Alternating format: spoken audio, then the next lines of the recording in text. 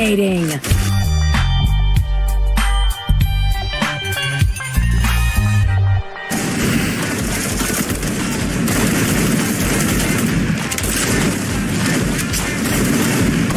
Rampage.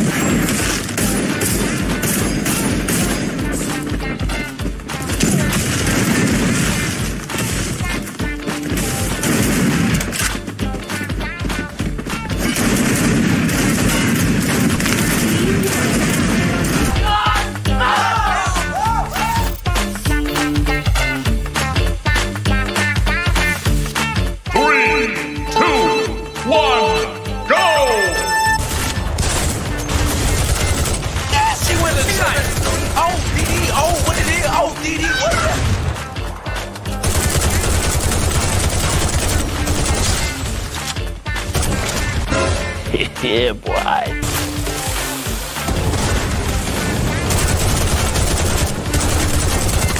Like that.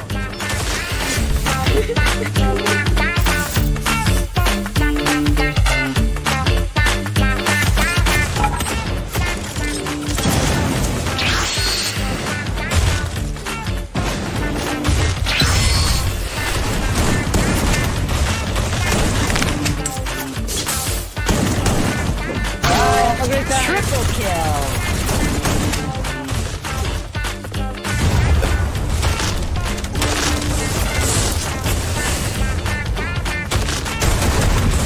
Why are you running?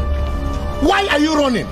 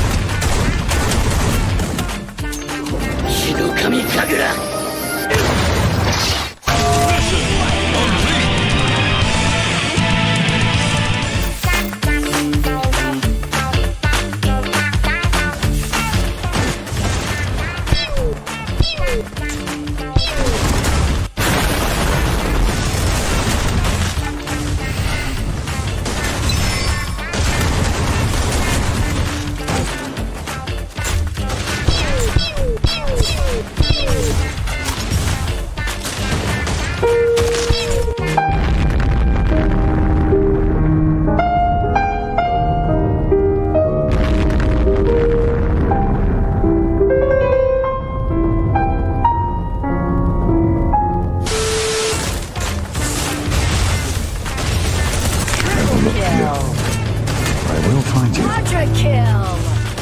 And I will kill you.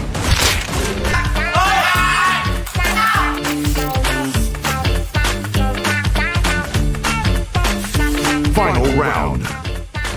Fight. Headshot.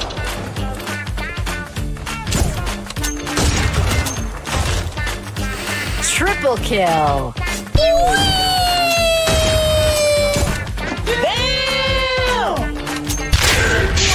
Bye, have a great time.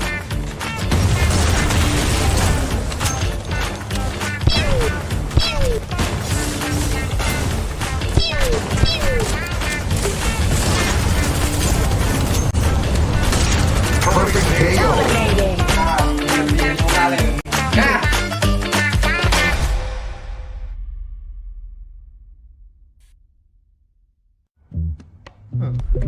Circle it. Circle, you let me circle it. I can find anything if I circle it. Let me circle it. I'm like circle. When I'm hanging with my friends, I can circle it. I can find anything if I circle it. See something that you like, you can draw around it. Can you circle it? Cause I can circle it. See something that you like, you can draw around it.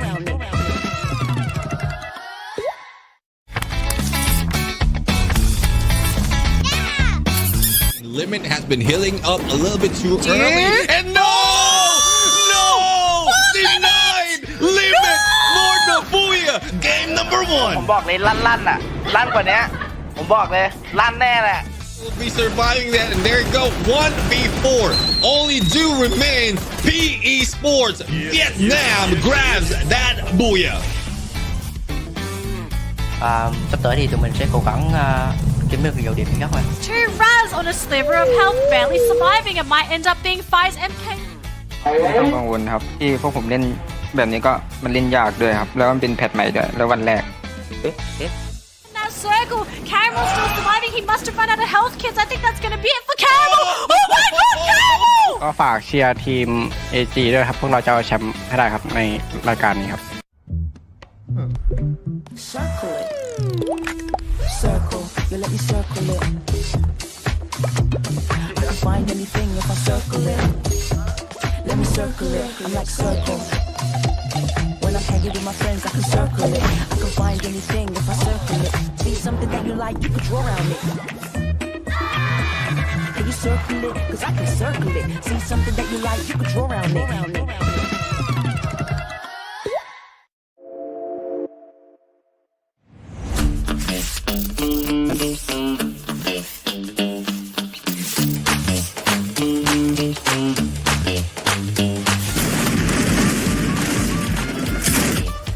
Wait a minute! Who are you?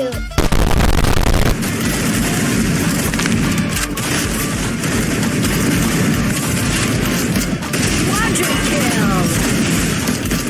Dominating.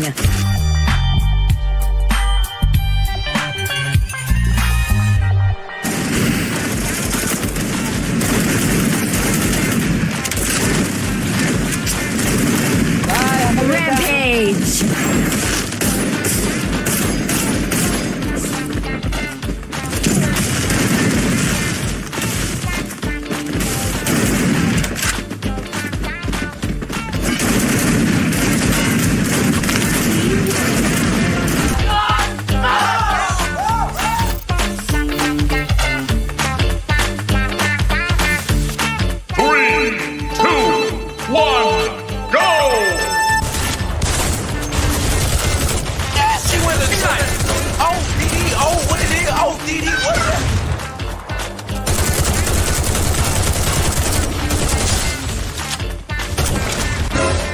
Yeah, boy.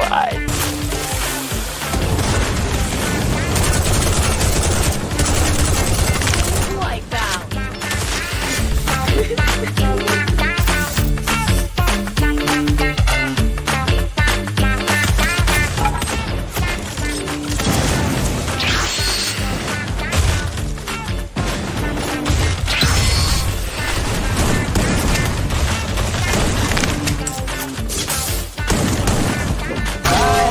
Triple kill.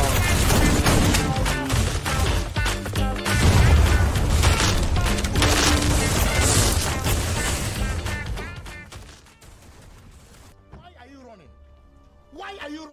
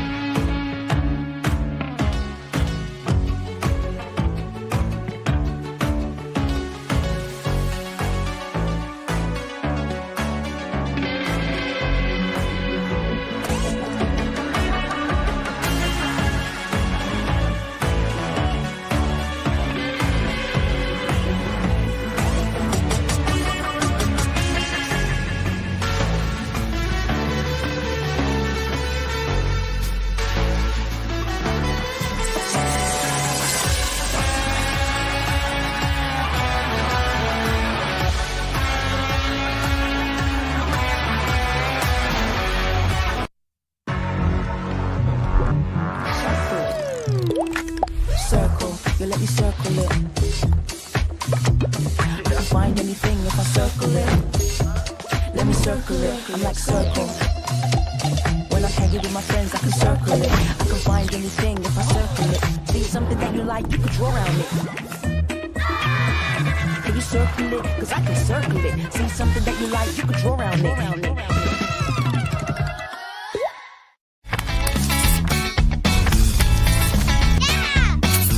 Limit has been healing up a little bit too early.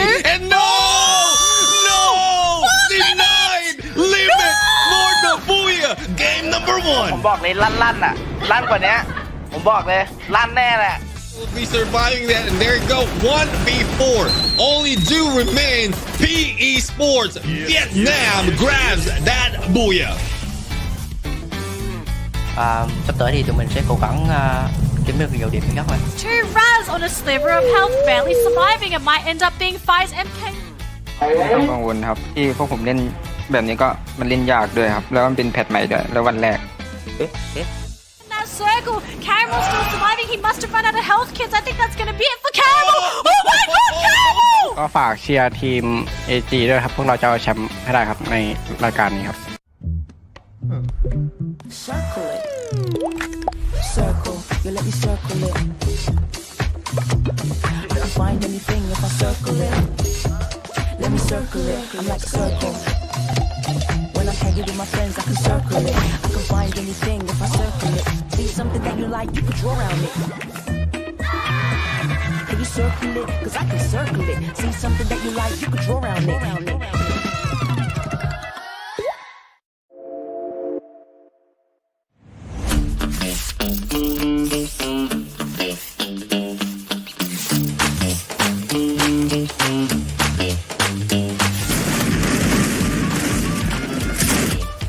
Wait a minute. Who are you?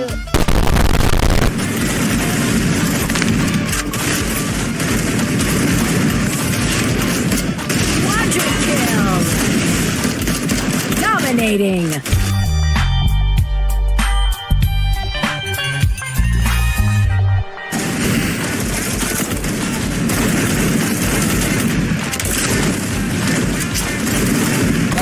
Rampage!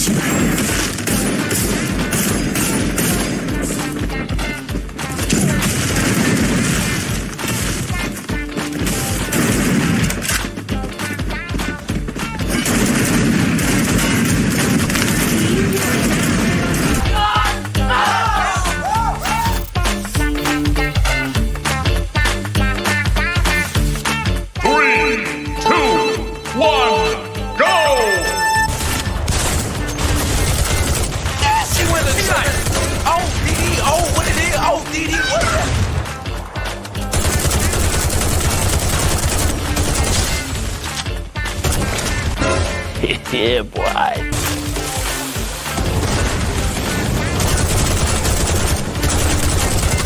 Like that.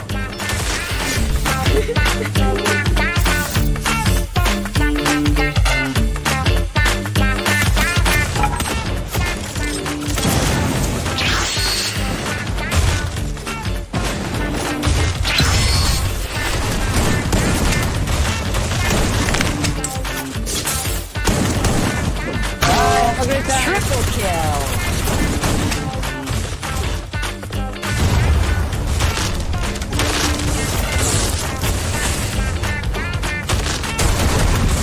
Why are you running? Why are you running?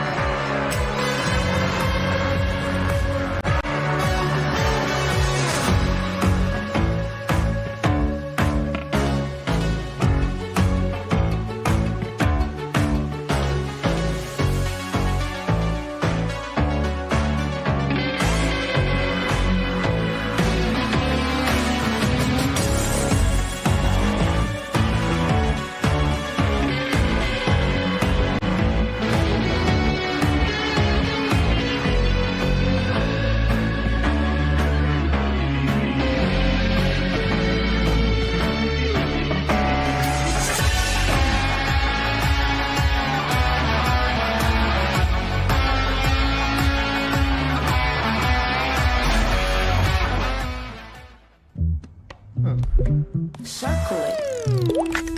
Circle, you let me circle it. I can find anything if I circle it. Let me circle it, I'm like circle. When I'm hanging with my friends, I can circle it.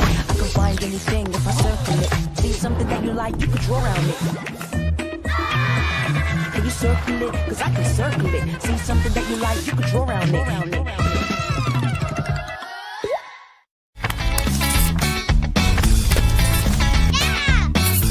Limit has been healing up a little bit too early. And no! Denied! Limit for Nabuya!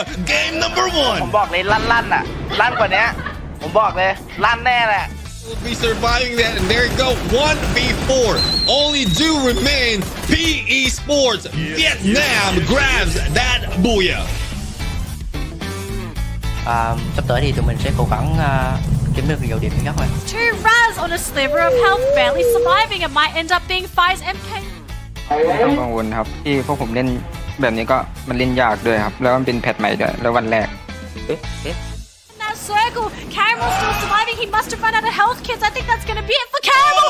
Oh my god, Caramel! ก็ฝากเชียร์ทีม AG ด้วยครับพวกเราจะเอาแชมป์ให้ได้ครับในรายการนี้ครับ Circle it.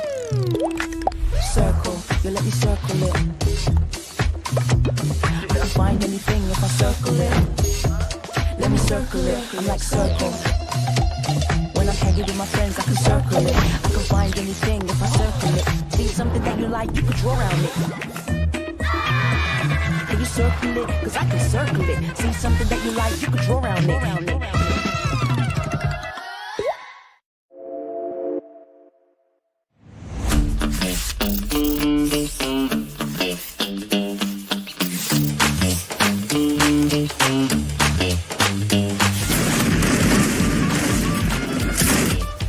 Wait a minute. Who are you?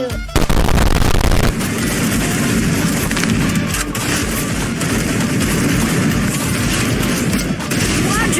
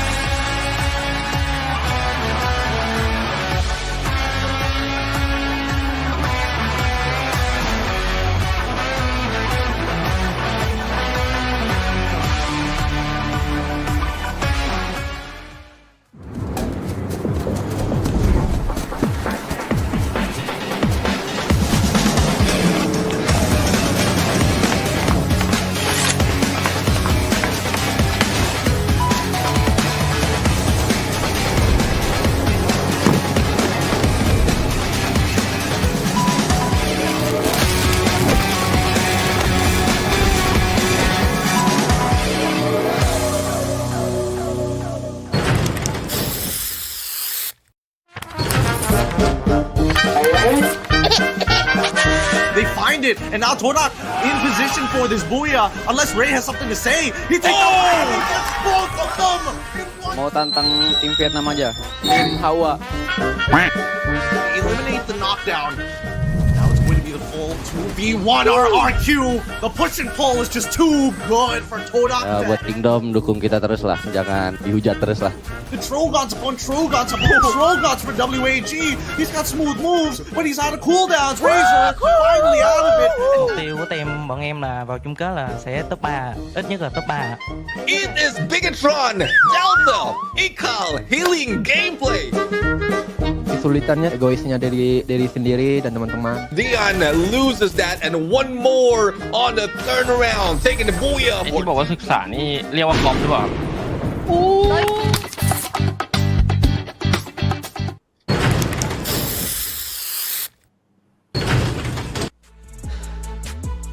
Alright, ladies and gentlemen and survivors of all ages, this is Free Fire World Series SEA Group Stage. It's our knockout stage, week number 4, day 3. We're past the halfway point and we are in for more action today. Of course, my name is Husky. I won't be alone. Joining me on this set, coming from Malaysia, it's going to be Gideon Q, my boy right here, to bring you guys 6 more exciting rounds. Yep, after seeing what happened yesterday between B and C, we're excited once again to bring in Group A once more back into the fray against Group C. And again, I've been casting a lot of A and C. I got a little bit of a taste of B and C, so I understand the varying difference between the groups now, seeing how things have played out, and especially with the new patch, these endgame scenarios have been quite fun.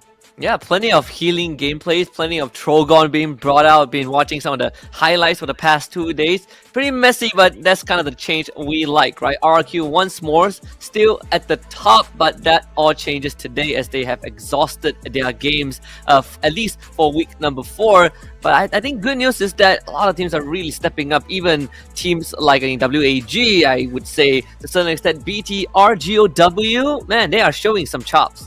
Yep, they're showing some really great chops today, but I think for specifically today, I want to see how some of the teams are going to perform. AAA had really, really good day number 10. Yes, day number 10 here at FFWC, but I also think that PE unfortunately hasn't been able to find the building blocks to get back into that prime position. They've definitely got...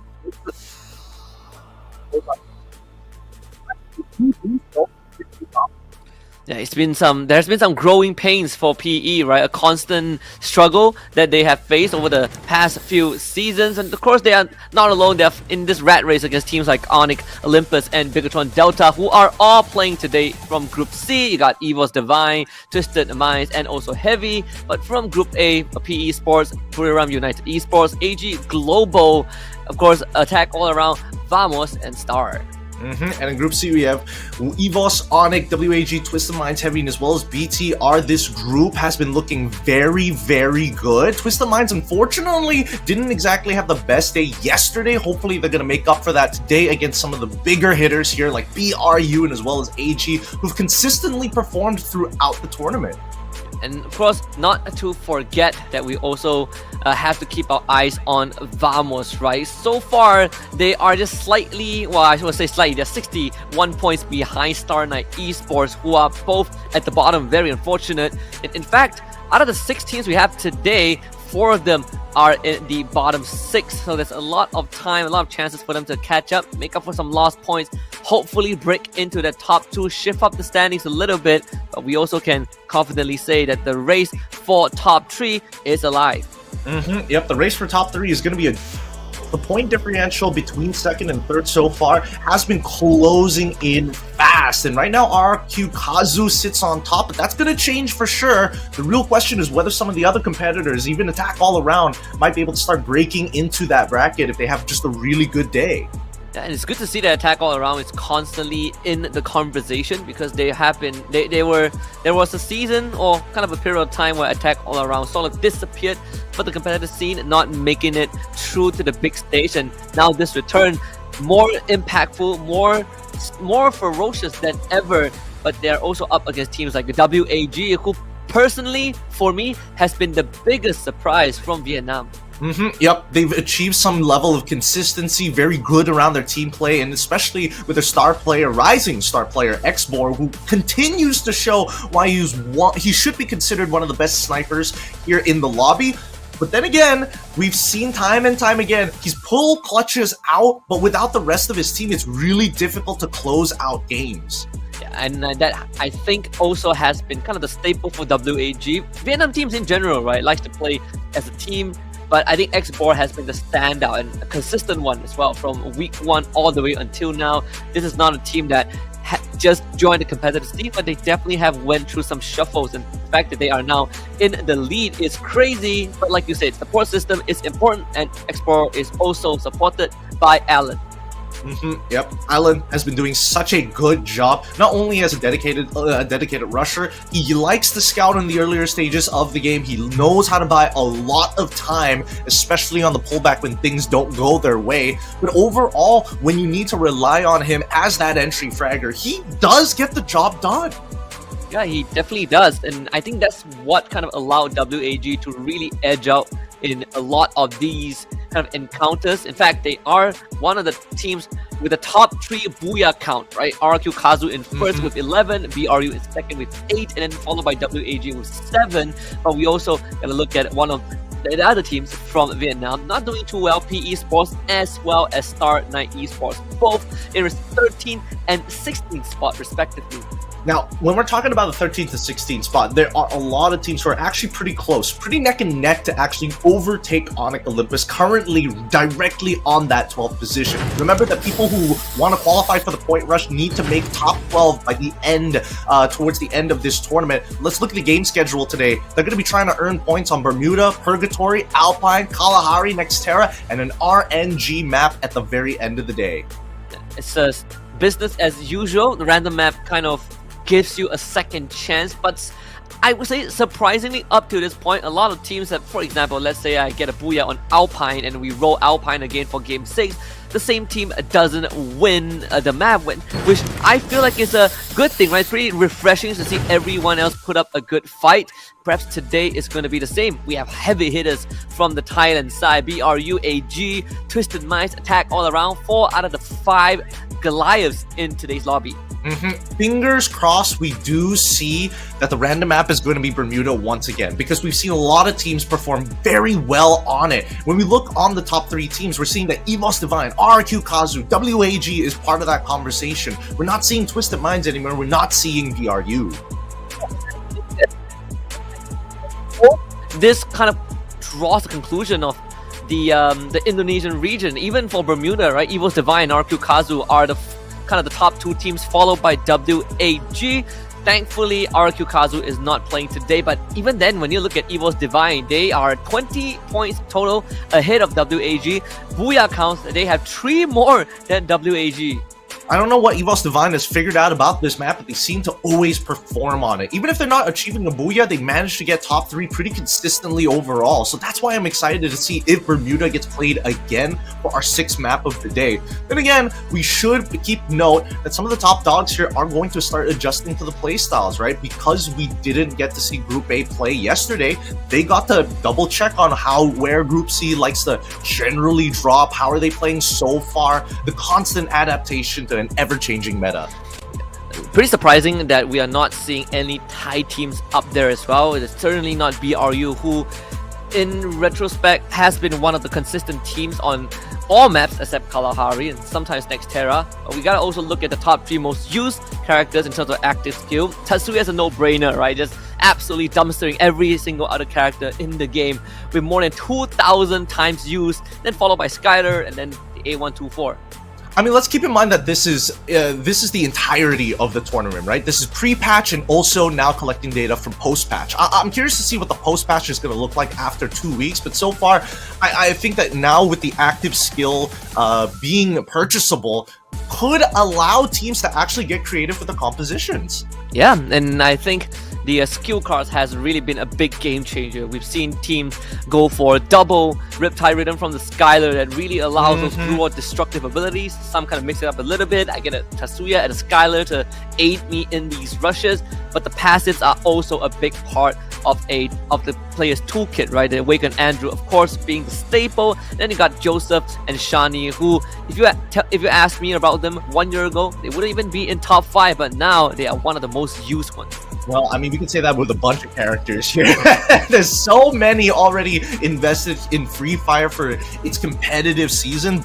So far, majority of them haven't been touched. There's always going to be some better than others, or others who are going to do the exact same thing, but even better. These Awakened forms have been kind of interesting to see. I do wish that maybe the patch would address that a little bit more to really change up the meta, but then again, it's already one big patch. We got to let it settle first to see how everybody else adapts, because when we look at the top 3 used weapons so far, even though the Tripton's grenade launcher mode has been nerfed overall, doesn't really matter. It still hits hard. It's still incredible. I do hope that maybe the Bison is going to get overtaken by the double akimbo vectors. Hey, you're playing a very dangerous game there, buddy. Hey man, look, I don't think it's going to be like 2018, right? Was it 2018? Oh no, sorry, 2020. 2020, yeah.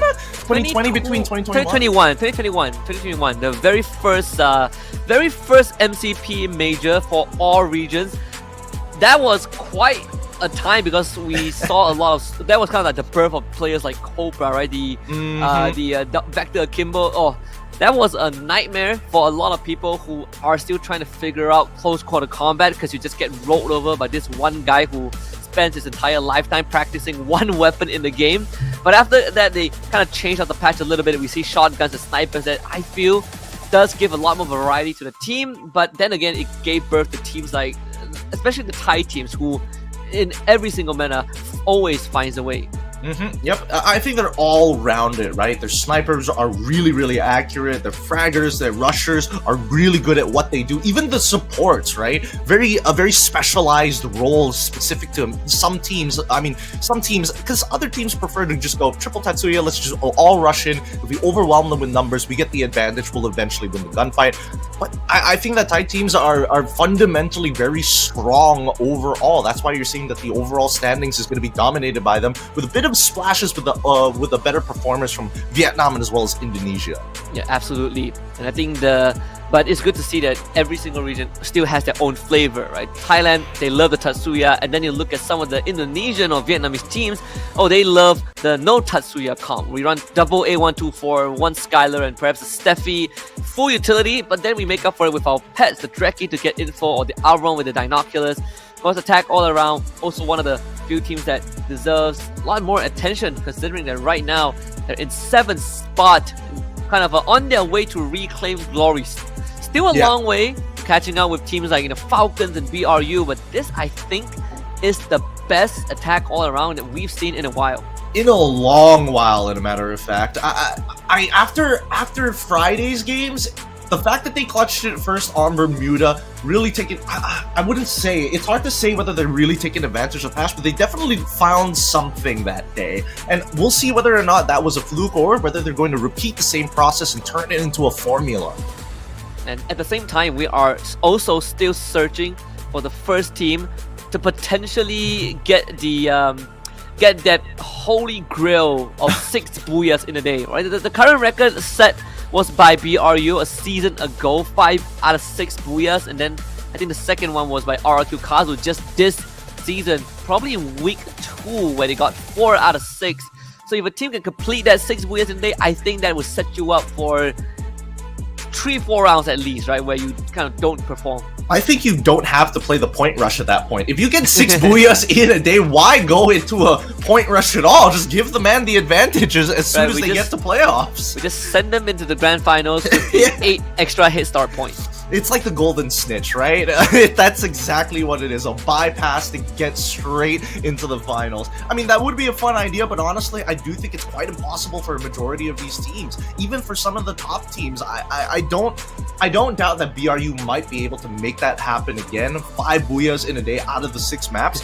But considering that everybody in the top 1% of Free Fire here in Southeast Asia has really caught on and caught up with the overall skill base, it's anybody's game.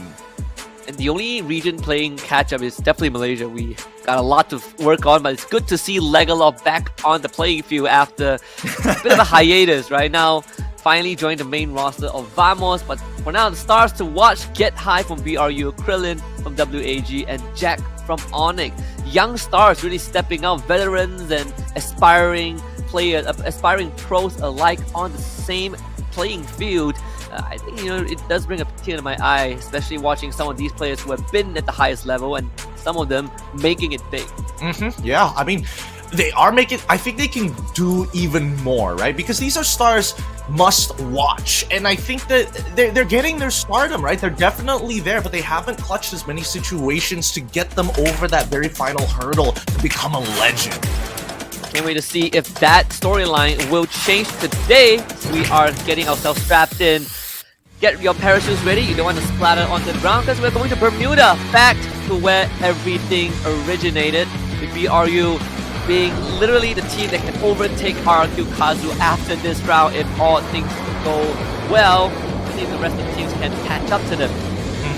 Well, we'll see which one of these teams are going to catch up as we go into the ocean deep, where both Pacific meet. It's Bermuda. Let's see which one of these teams are going to be coming out alive as we see the flight path. Hopefully, it's going to be a skewed flight path. Yesterday, we only saw one of those throughout the 6 maps. Hopefully, the flight path is going to bless some of our teams here today. It's an Easter egg hunt. It's very, very rare to find a flight path that kind of screws with some of the teams. Here we get a very generous one right down the middle from all the way to the southwest. So Star Knight instantly dropped to Sentosa, one of their common spots, but you should expect BRU to go to peak without any contest. Clock Tower should be also freed up. This time PE Sports actually splitting into a 2-2 formation, taking Clock Tower and Factory. Looks like nobody wants to contest Cape Town, and Onyx really going to take advantage of that as the first ring already pulling towards the southeastern side of the map. BTR and as well as EWALS are going to have a little bit of time to rotate on over.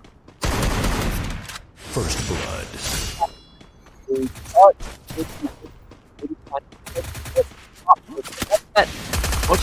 Fortunately, it's going to be Vamos in their crosshair, so that would be 2 points easily gathered. Deal and stop both get 1. Vamos kind of off to quite a shaky start, but Megatron Delta, they are nearby. I can't blame the guy, right? Got landed just behind him, got a weapon first. Sometimes you can't really control those types of situations, but now we see that BTR actually wants to get involved with AG.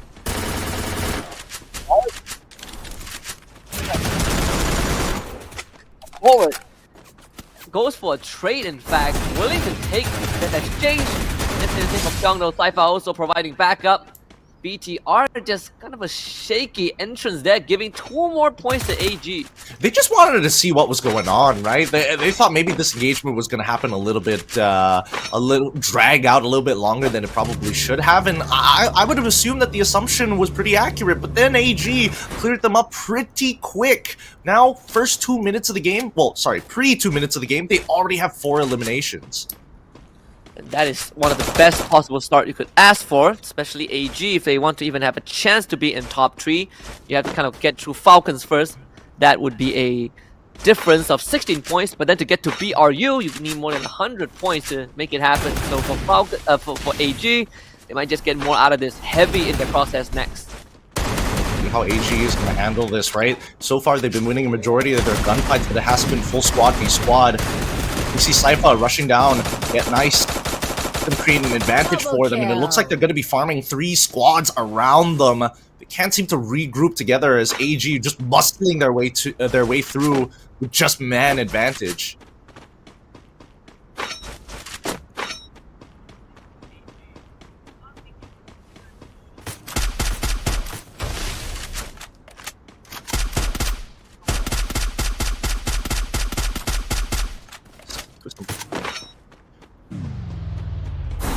So far, I think that Twist of Minds gotta get on out of here. BRU is not gonna make it easy at all. Finding these free picks is obviously nice, but Xboxy shot out of the driver's seat almost straight away.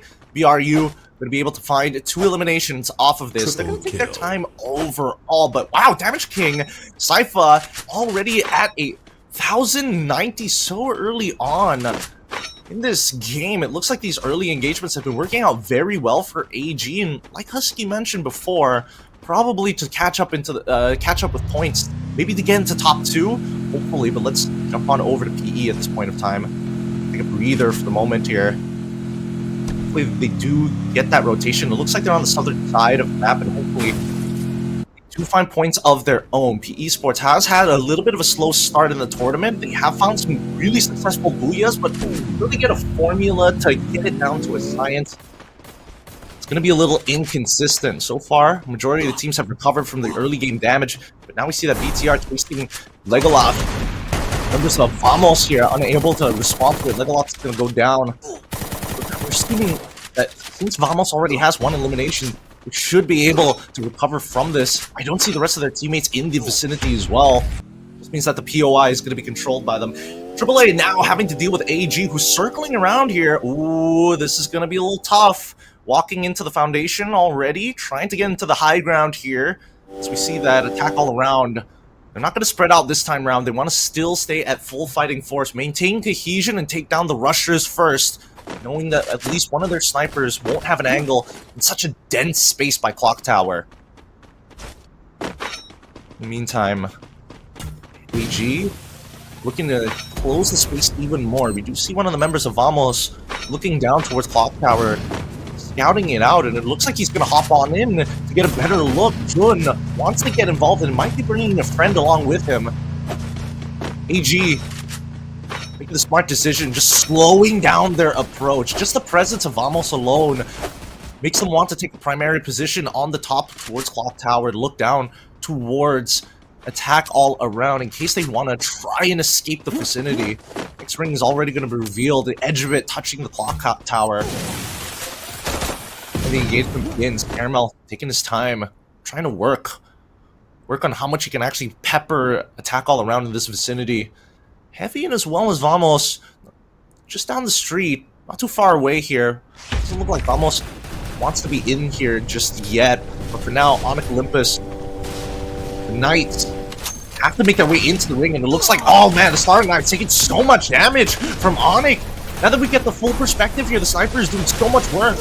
Yeah, making sure that it's really difficult, but Gardu, he's got to slow them down. Don't let them into the ring. Slowly fall back to the position. Keep LOS available. The sniper needs line of sight. Gardu doing a good job. Pulls on backwards, but still gets knocked down by an aid coming in from Neem. At the same time, Zairu will take the second floor here. Maybe he's able to get a nade off Leave, still alive. As Gary is able to bring back Gardu in the middle of the fight. EG in a flash of their own, and check. Ooh, getting taken down by Pies, but Gary looking to trade back instantly. Onyx, a man up 3v3. The Knights are not making it easy at all. The Star Knight 18 here, going to try, almost connecting onto Zairu. Supposed to play out. They're running out of resources here. And left, they turn around the CQC1. Quick trade coming in from Gary to make sure that 18 here doesn't get the doesn't get the full elimination. Them off, but they've already forced themselves into this corner. They need their sniper to get involved. He has to reposition as they're inside this building. It's tough. They get 1 for 1, but still, at the end of it, Fai is on the outside. He needs to secure these eliminations as quickly as possible. 18 Deer and Fai's do find 1 for 1. Projecting Gardu, need to finish this off fast. This is taking way too long, but at the same time, they don't have to worry about birds. Fai's doing some good work here, finds a knockdown of his own thanks to 18 Years Shogun. He continued swing, and instantly, Onyx unable to actually deal with him, tried to gatekeep, but ends up getting pushed back out.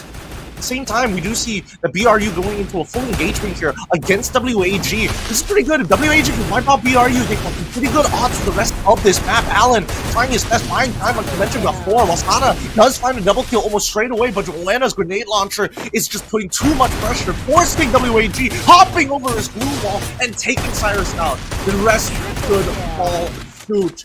Not sure if any of the WAG members are... Oh, wait! One manages to get through. The Ghost, living up to his name, sneaks his way through.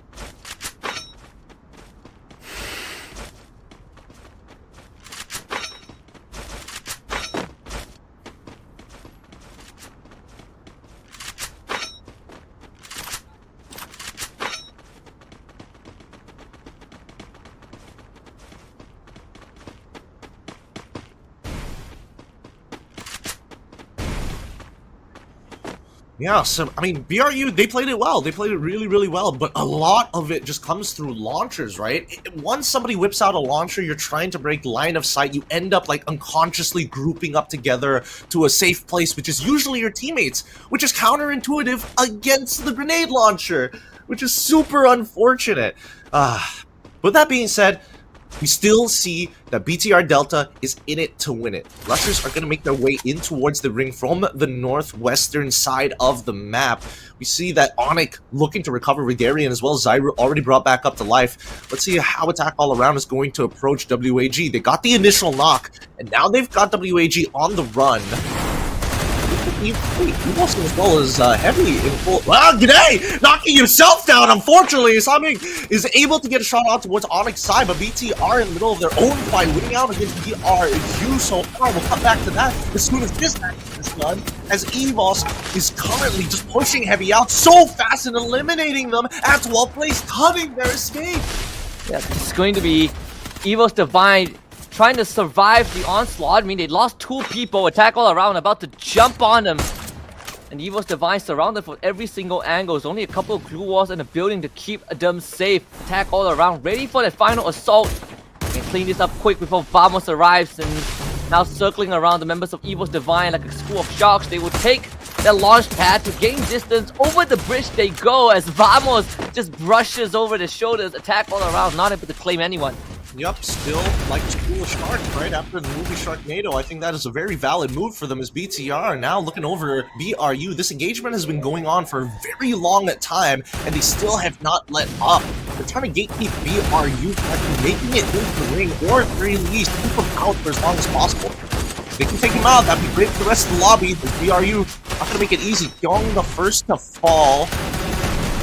You see that WAG get eliminated in the middle of this fight. Masada and Get Eye getting real hot here. Koja eliminated almost straight away. They still haven't traded a single member from the side of BTR as Joanna finds Diggs at the same time. It looks like BTR has bit off more than they can chew as Aikal is running with his tail between his legs. Yeah, 8 eliminations for BRU so far. BTR not able to hold a candle to these people.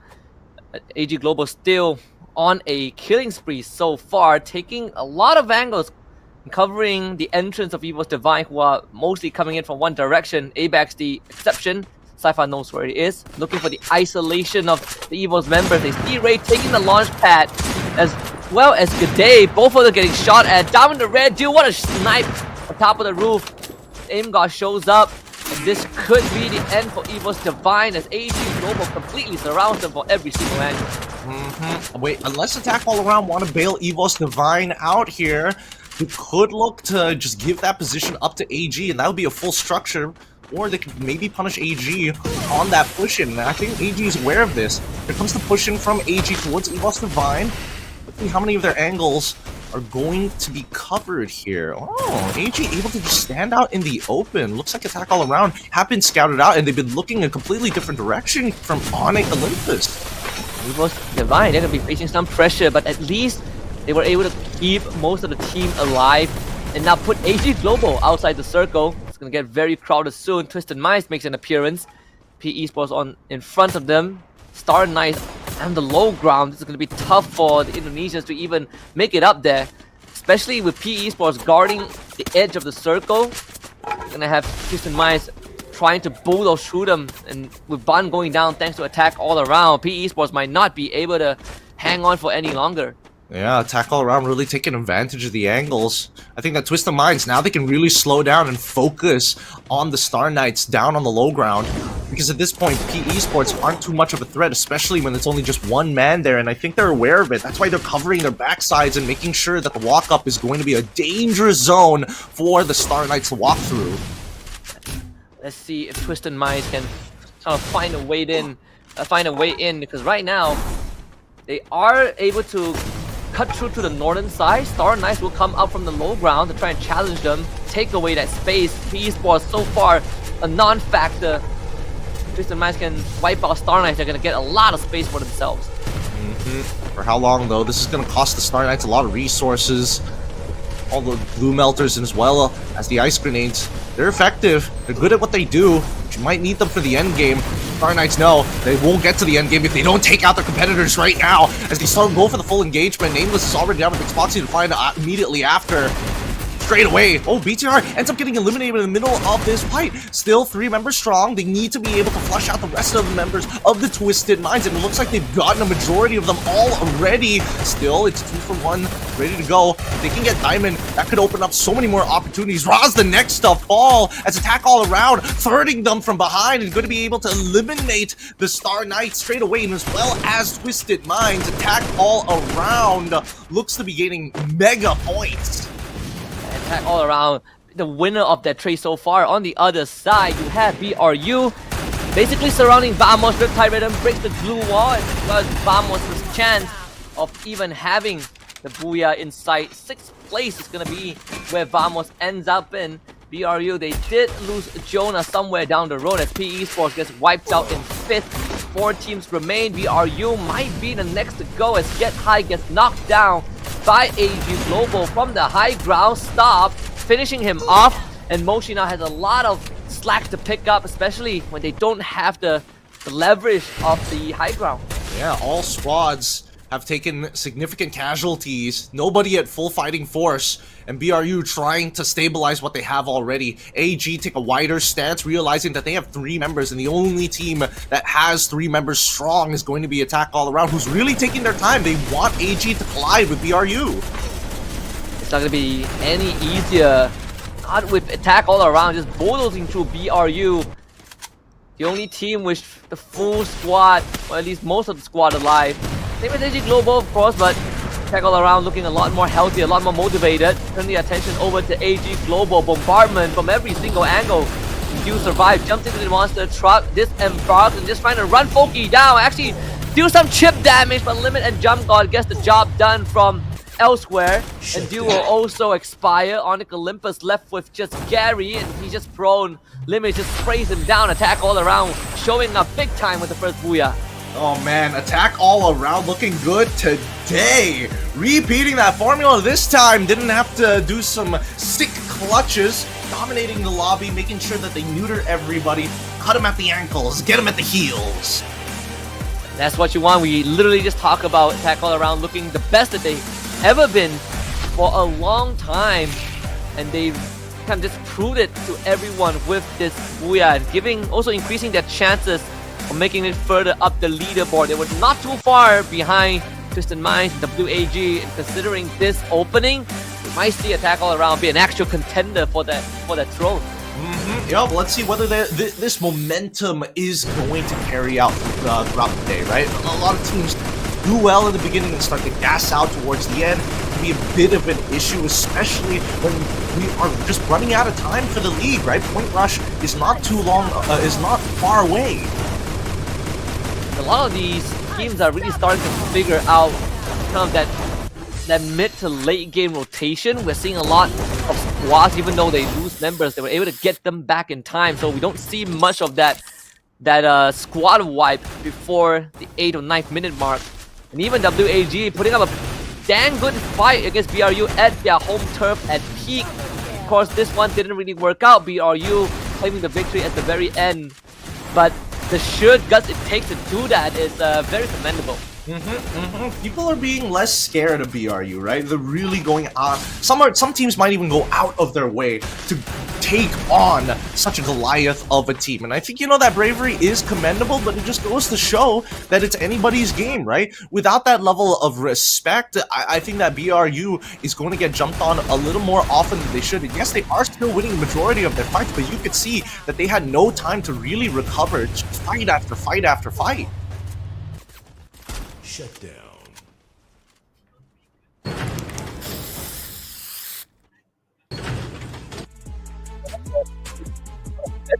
to really put pressure on some of these teams is to bring the fight to them, right? You don't want to let them take that step towards you. You don't want to let them kind of get that engagement going. And I think WAG, they're on the right path. You bring the fight to BRU, you make them feel like you are also a force to be reckoned with, and more teams doing that means that the Thai teams won't have that much of a luxury to kind of just roll over everyone else.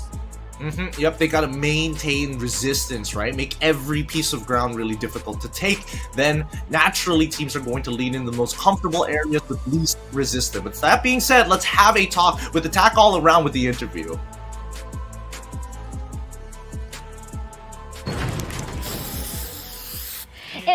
It looks like they always get booyah every time they came to attend the competition right now. And this is Kuka from Attack All Around! Yay! What happened to you guys after we opened the second half of the league? You always get booyah every day you attend the competition. เกิดอะไรขึ้นคะทำไมแบบว่าพอการแข่งขันเนี้ยเริ่มอะทีม AA มักจะเป็นทีมแรกที่ต้องได้บูย่า ก็เพราะผมบอกว่าผมจะลั่นผมก็ลั่นแล้วครับ Because I already told you guys that I'm gonna achieve the booyah and then I got it. Yes. Before we start their competition, I talked to Kuka and we said about, oh, why you look so good today? And he said, I think because I'm so handsome. So I want to ask him, if you can rate yourself 1 to 10, do you think will you get the point? Okay. Rate yourself about your ก็คือ look. พี่ยูพูดว่าตอนแรกอะมีการคุยกับพี่ยูใช่ไหมเรื่องแบบว่าแต่งตัวดีคิดว่าตัวเองหล่ออะไรประมาณนี้คิดว่าจะถ้าเกิดเต็ม10อะให้คะแนนความหล่อตัวเองเท่าไหร่ เต็ม10เลยเหรอพี่ เต็ม10ให้เท่าไหร่ 11 Wow. Okay, so หล่อเกิน out of 10 he will give himself 11 because he's too handsome. That's my boy. That's my boy. Okay, if you talk about other guys in our league, do you think who is the handsome or the most good looking guy in our league? ทุก region ใช่ไหม Yeah, in our league, every region. ก็คือคิดว่าในลีกของเราเนี่ยใครหล่อที่สุด นอกจากเราแล้วที่แบบมองว่าเฮ้ยนี่มันใช้ได้ว่ะคนนี้ ปุ่นก่อนครับ Attack All Around Punkat is the most handsome guys in the league. Why? By his opinion ทำไมคะ ก็หล่ออะ Cause he's just สาวๆชอบ handsome, cute and popular among girls. Yes, okay. So, anything you want to say to your fan because I think they are expecting more booyah from you guys. มีอะไรอยากฝากถึงแฟนๆไหมคะคิดว่าแฟนๆน่าจะคาดหวังที่จะได้เห็นบูย่าจากทีมเราเพิ่ม ก็ฝากเชียร์ทีม Attack All Round ด้วยนะครับ พวกเราจะทำให้เต็มที่ครับ Please share and support Attack All Around. We will do our best. So let's see they're gonna get next booyah or not. Now back to you, Shoutcaster.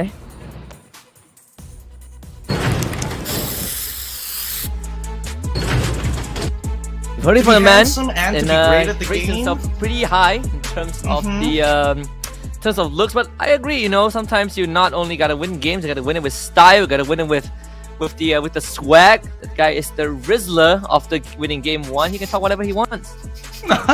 As long as you hold that title, as long as you're 11 out of 10, you can get away with anything. You can park in handicap spots and still get your coffee, no problem, no questions asked, right? It's just a general benefit of being that good looking. But yeah, for this upcoming game, I think that Bermuda has been where we've seen Attack All Around shine. I want to see them continue out throughout the day, see them have that consistent performance, and maybe they might be able to break into the top 5 by the end, I feel, if they keep up with this trajectory.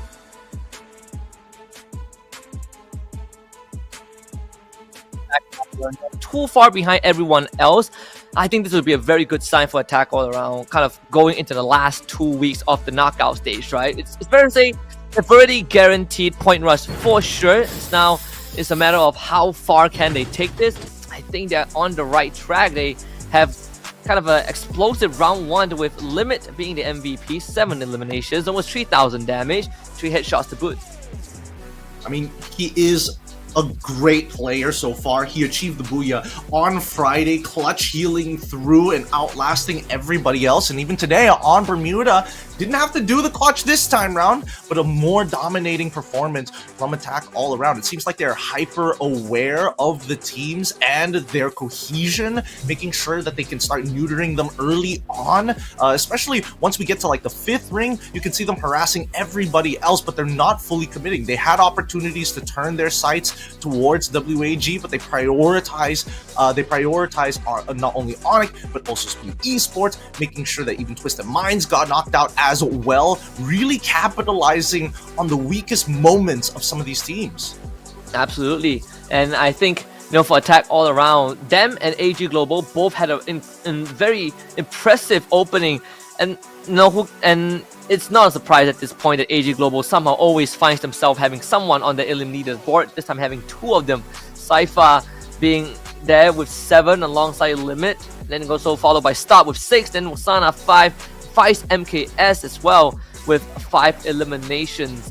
So elim leader so far, I think not too much of a surprise, except for Vice MKS. Haven't seen him for quite a while. Glad to see him on that chart again. He's fragging out. Everybody's fragging out, right? And I think that now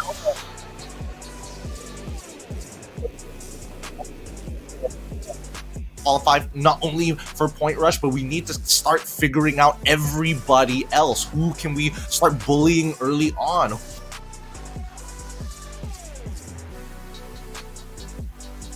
A lot of the decision making really just boils down to, can we successfully execute our plans?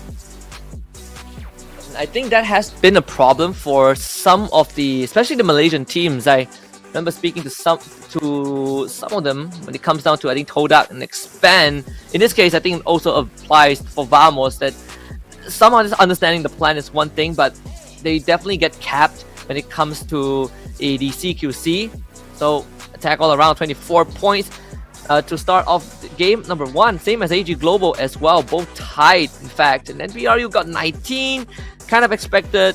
Star Knights 14, and 16 eliminations overall. Yeah, it is. It definitely is kind of expected. Doesn't really change too many places overall, but it allows Attack all around to finally touch the top 5. And from this point onwards, right, if they want to be able to start catching up to the top 4, it's roughly about a 40-ish points to really overtake and have a little bit of a buffer for the upcoming days. And luckily Falcons aren't playing today, so this is their time to really keep tabs.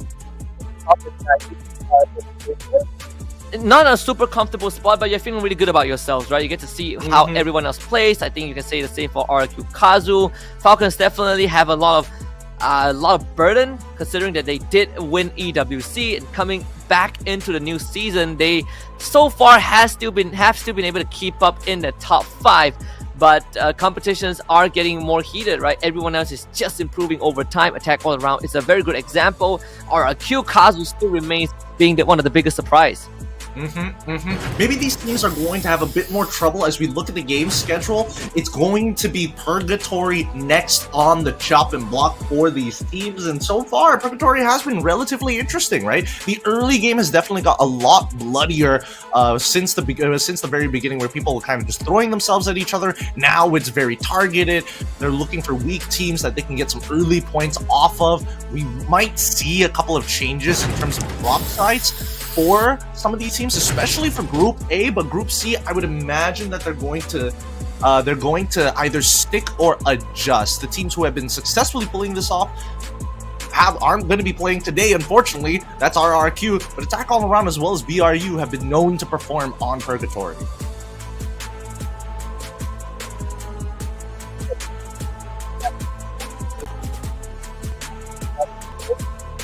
To play around one of the biggest maps in the competitive pool, especially when certain teams have the tendency, I think Twisted Minds, for example, love to take the mainland south of Moat House. Play head-to-head, we're going to look at Limit and Sypha, both players who had an explosive game number 1 with 7 eliminations each, with Sypha having 6 more headshots. But I think when you compare him to Limit, who was the finals MVP of the FFSI last year, he's got some competition. He definitely has some competition, right? Even when we're talking about like the MVP boards and stuff like that, he's catching up. He's catching up. And maybe for some of the other fraggers out there, maybe these survivors could use a little bit of whip themselves up into shape. Because again, very different play styles is going to encourage teams to play in very different ways. And for AG, finding those early eliminations really set them up for a lot of success towards the end, but attack all around, really taking their time, minimize their early engagements, really capitalize on the weaker teams, and then look to neuter towards the end game. Oh, this is gonna pan out for some of the front runners so far, and even if BRU didn't get the booyah, they still got crazy points. Let's see, Purgatory changes that. Attack all around will now have a big target on their backs, as BRU being the first team to break through the 700 total point accumulated. The Purgatory will continue to help them reach potential 800 by the end of the day if they keep this performance up. So, without further ado, let's make it to Purgatory, the DMV of the afterlife, a place in between life and death. Good luck to all of our survivors and teams out there as we see the flight path right now. Let's see whether or not it's going to be good, whether it's going to be cursed. I'm leaning more into good. It has been a pretty good day, a good start for attack all around, as well as Bermuda.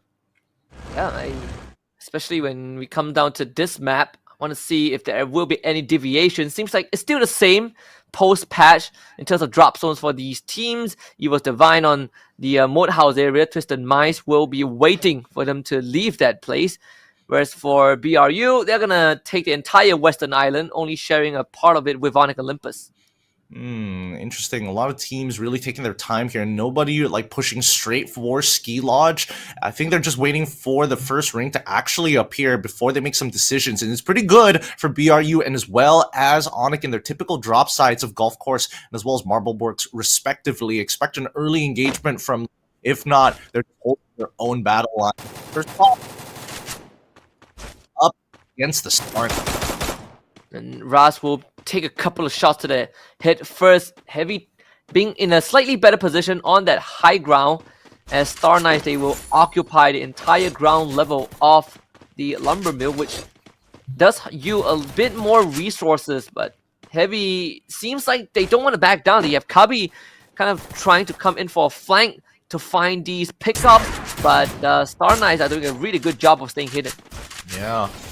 Really taking their time with this one. They don't want to go down so early on. They desperately need these points. I think it goes for Heavy as well, but it looks like Hans as well as Get Nice both getting knocked down. Has Overwatch over them. Does find a trade back almost straight away. Not bad, but still no secured eliminations for the Star Knights. And I think that is as good as it gets for Star Knights, right? And Heavy, they actually had to go for a revive. We saw a trade already.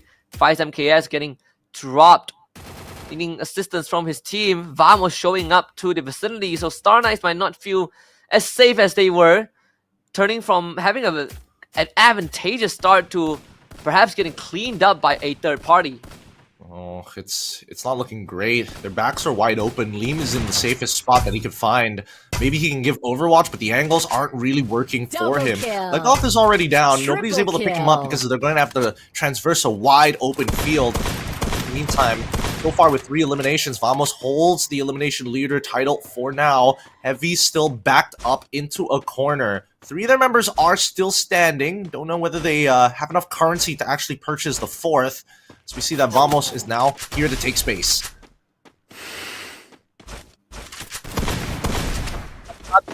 Selected by June, very well done. And actually Vamos having 4 points already. 4 eliminations, 3 of them on McRory. So really collecting the scraps from all these initial engagements. You might find number 5 as Heavy has Get Nice right behind these blocks. Does find McRory though. Unfortunately, the drop not working in his favor, so Vamos ends up losing one of their members. Yeah, he's holding a very difficult angle, especially when only his head pops up, and especially when he has a shotgun. But we look across the map in BTR, finding the rest of the Heavy member, Hans, unfortunately going down there. Since I Get Nice should be the only remaining member. With no means of escape, Get Nice is going to have to try his best to schmovement his way out of here. But with plenty of glue walls making it difficult to find him, Jun doesn't seem to spot him out. He hears him, comes his Tatsuya dash. Oh wait, Legolas ends up getting knocked one more time. And the snipe from Jun gonna put Get Nice down. Well, thankfully, Get Nice didn't take out Legolas also, because that would have been quite a heavy price to pay for Vamos, right? Just to find this one isolated guy. But Rory did get revived after that previous encounter, as unfortunately for Mikacha, he is not in a good spot, so far away from the rest of his team. Zairu clearly having the advantage, sprays him down, finds an easy point. Interesting.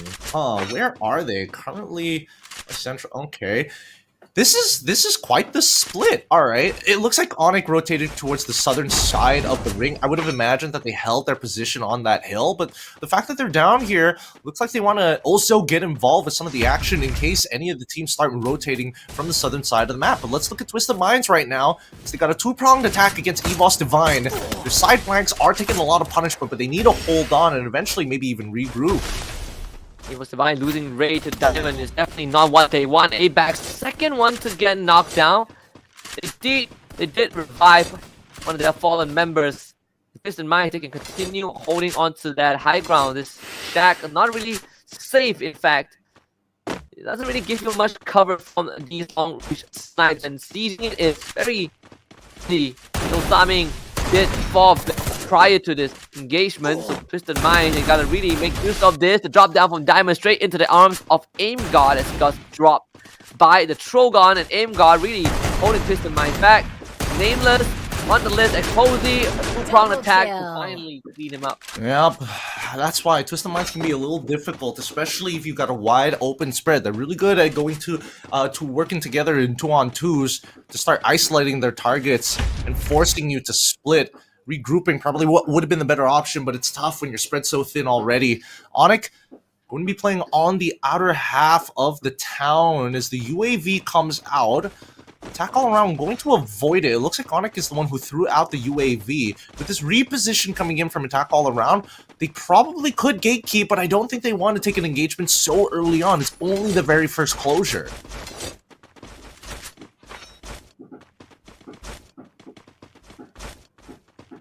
Could take some time here, hopefully. But with attack all around, now moving towards the northern side, looking at the rest of the members, some casualties from Twisted Minds. They haven't recovered full fighting force just yet. Same goes for Heavy and as well as the Star Knights. At least we're not seeing early eliminations here, right? With no early eliminations, at the very least, these teams have time to recover and maybe have an opportunity to bounce back. But hey, give it up for BRU's Wasana. First in assists, he reached 150 assists already here at the Free Fire World Series Southeast Asia. Meantime, with Vaughn going to get marked here, and one of the members of BRU also getting marked at the same time. Oh yeah, don't see anybody on the minimap taking advantage of that just yet. Maybe they might get cut off later. See, as we change our attention over to Vamos' side, it's going to be them and AG Global. With AG Global on that high ground, this bunker would be a good place to find cover, at least temporarily. But they both are basking in the blue, so if you are Vamos, you gotta try and find a way out. Dew is going to be the weak point if they can get past him, but they were not aware! Oh. A twofer for Dew.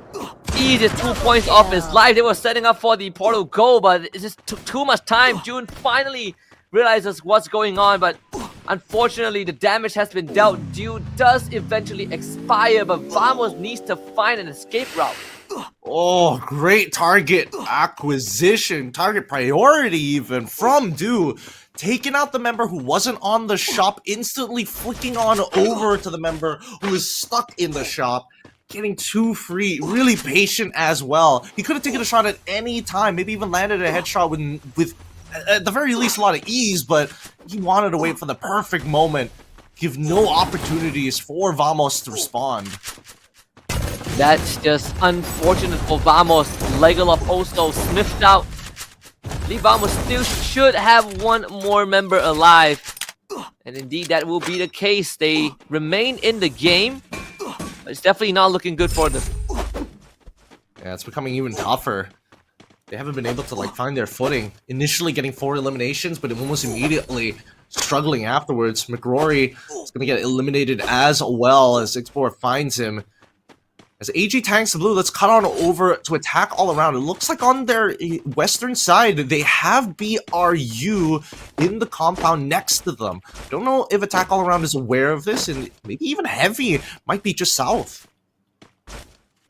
Yeah, I mean, I think attack all around. It's one of the quieter games.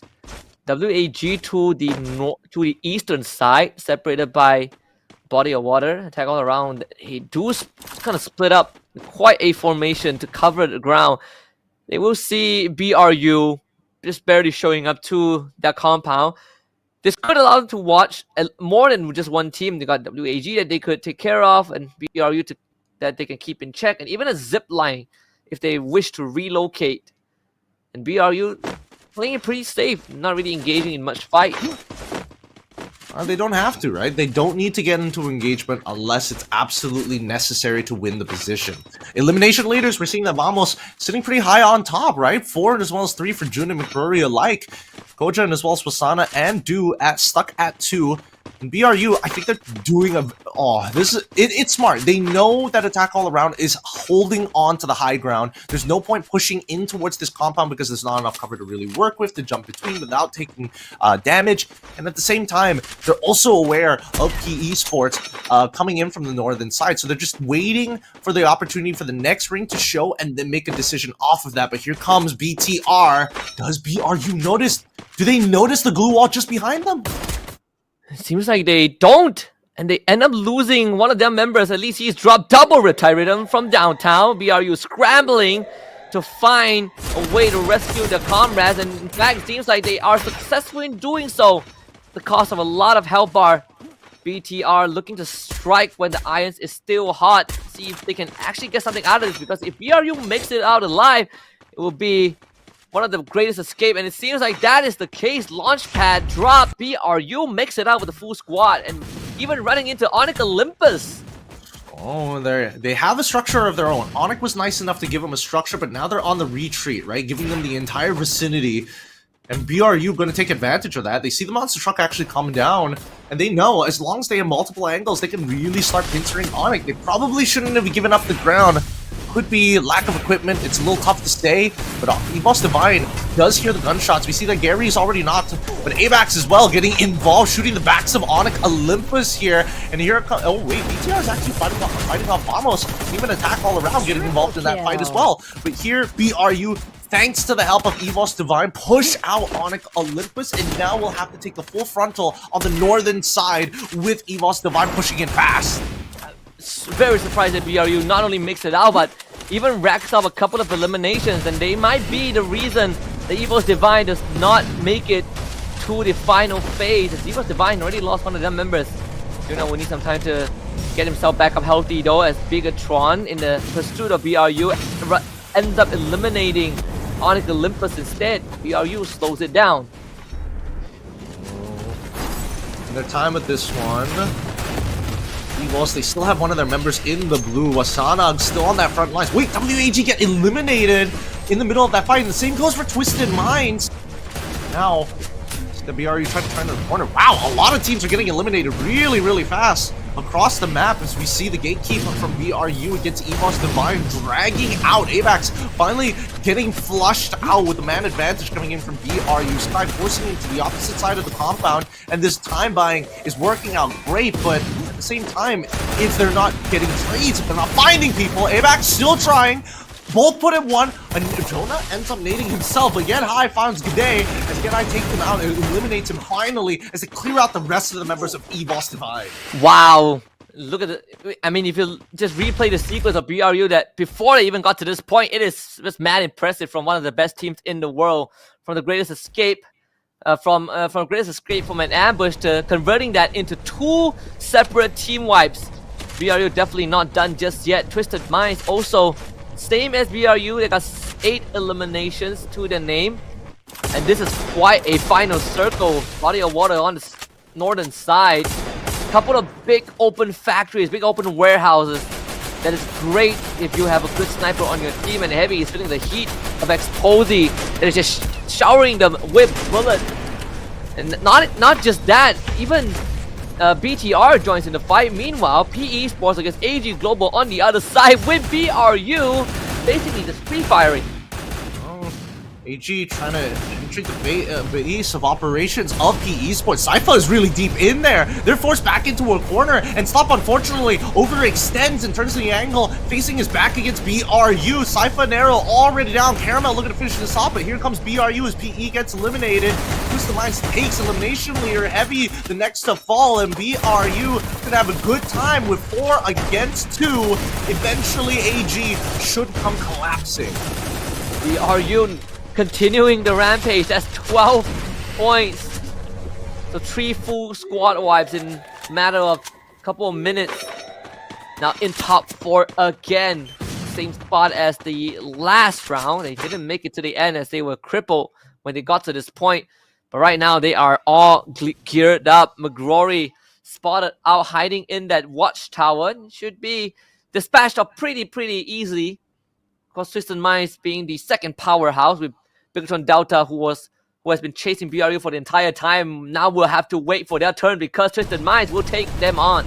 Yep, it looks like Twisted Minds resupply plenty with a lot of blue wall melters put on BRU's side. BRU trying to get into the battle lines and the blue walls of Twisted Minds themselves, making it chaotic and straight away running through the columns. Wasana trying his best to deal with Saming at this point in time, but he's already got the help. Mixboxy, Wasana ends up dropping. Jonah finds a Trey Kyung straight away finds CB almost instantaneously. Wait, the cluster grenades out of nowhere. Twisted Minds get eliminated straight away, and BTR, the third party of a lifetime, to eliminate the top dogs. The greatest cash that BTR could ever reel in. They chased BRU. It slipped away from their hands. BRU went on a rampage, but all worlds will collide eventually. BTR catch up to Destiny. This is a fated outcome as BRU will be left with just Moshi. Kyung even drives his monster truck away. No escape for you, buddy.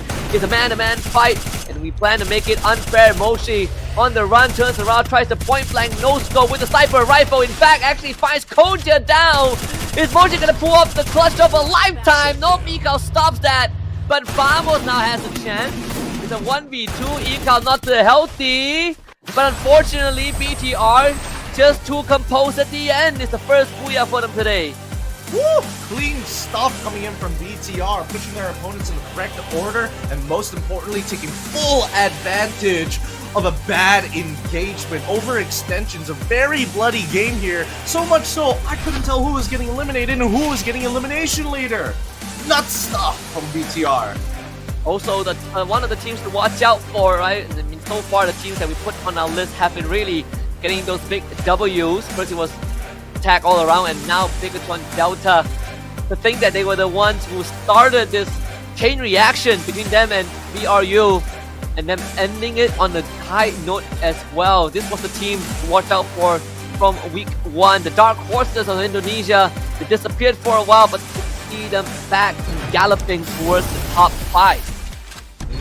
Yep, they're catching up really quick overall. This is a recap of the last couple of moments here. We do see, I mean, I gotta give it to BRU's Moshi, man. He was really buying so much time and honestly getting pretty close to clutching. He was just one knockdown away from maybe turning this entire map on its head. He really could have made that happen, and if he did, it would be one of the, not just the greatest clutch, but also a throwback to FFWS 2022 Bangkok, where his clutch was essentially what won them the trophy. But we also had some pretty hype moment. I mean, AG Global Duo finding the double headshot, and of course BRU, the absolute rampage after escaping from one Indonesian team and running into 2 other Indonesian teams and sending them back to the lobby right afterwards. Yeah, it's this chain reaction was unfortunate. I mean, I don't know. I feel like if I was in Onyx position, holding that spot was probably going to be ideal. Eventually, you would have to give it up, but it looks like BRU was just faster on the trigger in a lot of these situations, right? AG ends up overextending to try and take out PE Sports. Just a lot of like fortunate series of events, but unfortunately, for Twisted Minds, getting pincered by BTR ruined their odds. Yeah, and I think it's not even kind of Twisted Minds or BRU's fault, right? I think BRU made the right decision. They gotta pick either BTR or Twisted Minds, but when you look at the geographical location, Twisted Minds was kind of the best possible option, and BTR were just a lot more opportunistic. They waited for the fight to break out, and they came in as the janitors to sweep out 3 points. That's how you win games sometimes. You gotta play a bit dirty, and BTR knows the tricks of the trade. They're continuing to do a very good job. But with that being said, hopefully, I'm curious to know, when you are winning this much already, could it be better? Let's jump over to the interview with BTR.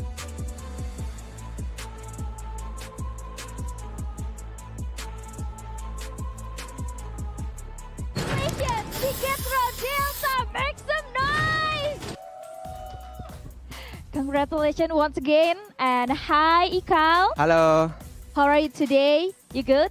good, baik-baik. Okay, I like it. And what's your preparation for today? Apa sih persiapan kalian untuk hari ini? Persiapannya sih untuk lebih kita incar poin lebih tinggi aja sih, bermainnya lebih baik dari hari yang kemarin. We are aiming for higher points and hopefully to play better than yesterday. Oh, we will see later because we still have 5 games after this. And what do you think about the new patch? Apa pendapat kalian tentang patch yang baru sekarang ini? Patch yang baru sekarang sih menurutku lebih agak sedikit berbeda dari patch yang kemarin ya. Sekarang kayak nggak terlalu untuk war lebih dekat, udah agak susah sih. Sekarang lebih bermain dengan jarak jauh aja. Jarak jauh. He said that I think this new patch is a little bit different. This is not for a close combat, but for a long distance combat. I feel it. Okay, I'm so wondering about Bigetron Delta versus Team Falcons. It's a hot news, right? So, any response to Team Falcons statement about BTR copying Team Falcons? Kamu mau ada respon nggak sih soal Tim Falcon tuh kan ngasih statement bahwa kalian itu mengcopy Tim Falcon? Kita sih nggak pernah copy dia, kita lebih belajar cara kita sendiri aja sih untuk mengalahkan tim mereka. Kalau kekurangan juga. Mengulik kekurangan juga. Iya, kekurangan kita juga, apa yang kurang kita dan apa juga kekurangan mereka, jadi kita pelajari, bukan nge-copy permainan mereka. He said that we never copied Team Falcon. Alright. We were just learning, evaluating ourselves, evaluating our strengths and weaknesses, so we never copied Team Falcon. Alright. Are you heard that? Alright. Interesting answer. I like it, and thank you so much for Ikal. Good luck for Bigetron Delta because we still have 4 games after this. So survivors and everyone, stay tuned. I hope Indonesian team will get booyah in the next game. So, are you ready for the next game? Once again, are you ready? Ready. Alright, Ready. Shoutcaster, take it away.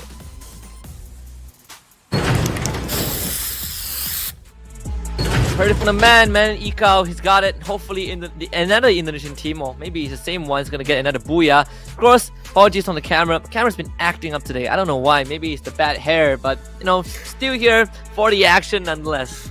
Yeah, well, glad to still have you on board. But yeah, no, I mean, the fact that he's mentioning that, hey, we're not copying them, we're evaluating them and really making some really good, realistic comparisons with themselves, what they can do better and how to take advantages of their weaknesses. I'm pretty sure that Falcons isn't the only team that they have on board for that plan. Considering how that they've been playing so far against, you know, even Twisted Minds and BRU, I wouldn't be too surprised if they've taken a good analysis to the top 6 in the lobby.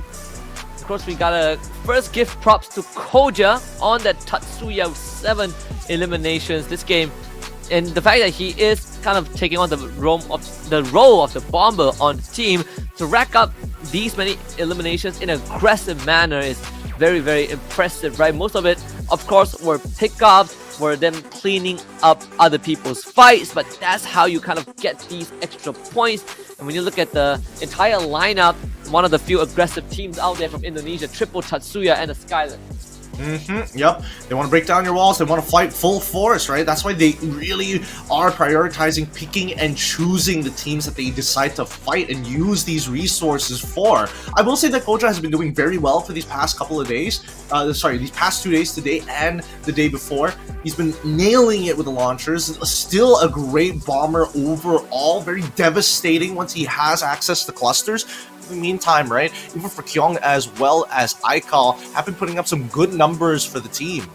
Yeah, he definitely has. One of the more experienced player as well. And I think, you look at Ikal's kind of background, his backstory before he was a part of BTR.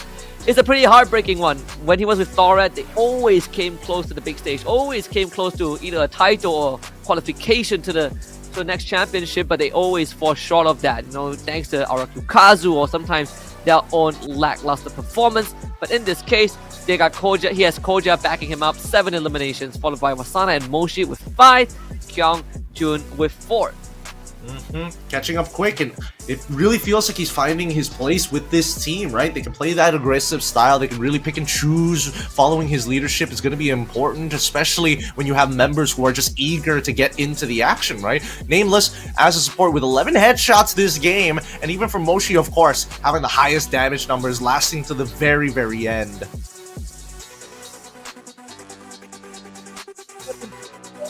Followed by BRU once more. No Booyah for them, but no problem. 22, and Twisted Minds getting 17. But Vamos nailing 16 points this round. That's going to put them in a slightly better standing to catch up to Todak after this. Yep, I mean, they did a pretty good job in the early game finding the eliminations, but unfortunately never really recovered after that towards the mid game. So they focused on placements and they really maximized their points despite the horrible the horrible mid game that they have. It's a good way to actually recover. And if you look at the points, it means that they're catching up, right? It means that they're currently roughly 50-ish, let's round it out, points away from Todak, but still a long way ahead of them to make it into top 12.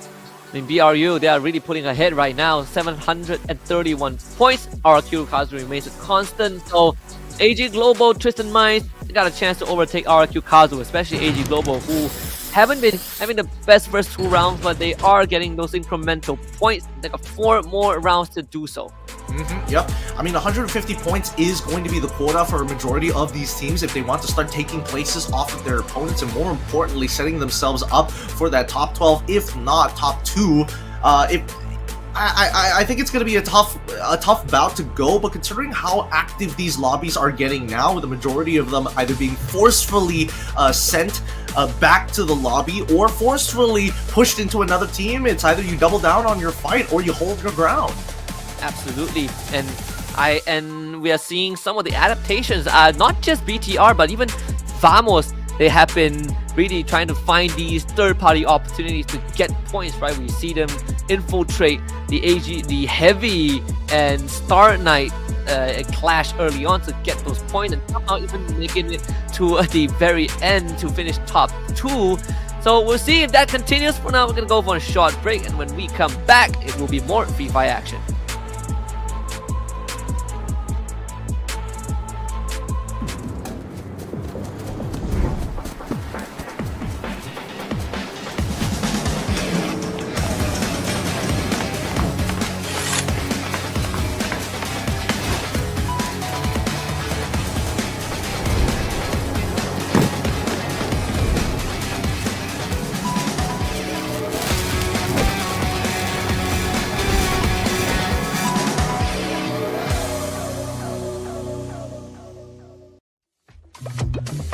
Find anything if I circle it.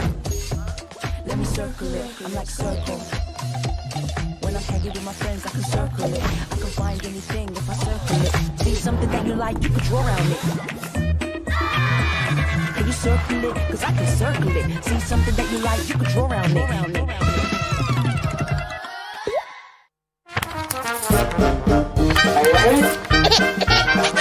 They find it, and now Todak in position for this Booyah. Unless Ray has something to say, he takes out both of them. Mau tantang tim Vietnam aja, tim Hawa. Eliminate the knockdown. Now it's going to be be the full 2v1 RRQ. The push and pull is just too good for Todak. Buat Kingdom dukung kita terus lah, jangan dihujat terus lah. The Trogons upon Trogons upon Trogons for WAG. He's got smooth moves, but he's out of cooldowns. Razor finally.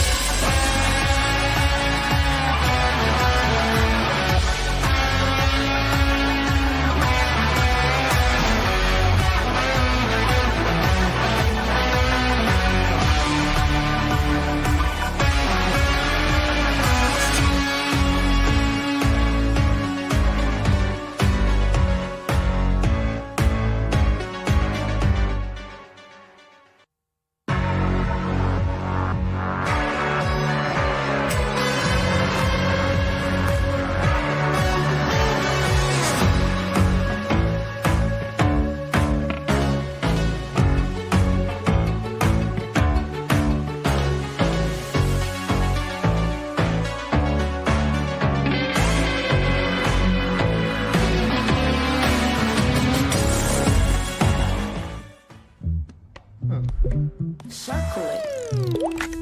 Circle, you let me circle it. I can find anything if I circle it. Let me circle it. I'm like circle.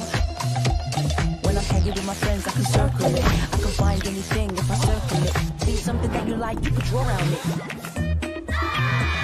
Can you circle it? Cause I can circle it. See something that you like, you can draw around it.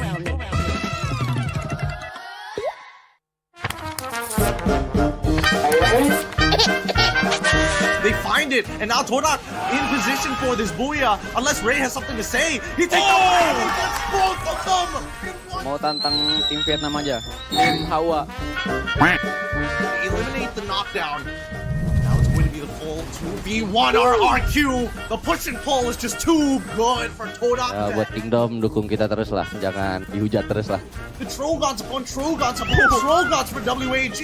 He's got smooth moves, but he's out of cooldowns. Razor finally out of it. Mục tiêu của team bọn em là vào chung kết là sẽ top 3, ít nhất là top 3. It is Bigatron, Delta, Ikal, Healing Gameplay. Kesulitannya egoisnya dari sendiri dan teman-teman. Dion loses that and one more on the turnaround, taking the booyah. ที่บอกว่าศึกษานี่เรียกว่าฟลอปหรือเปล่า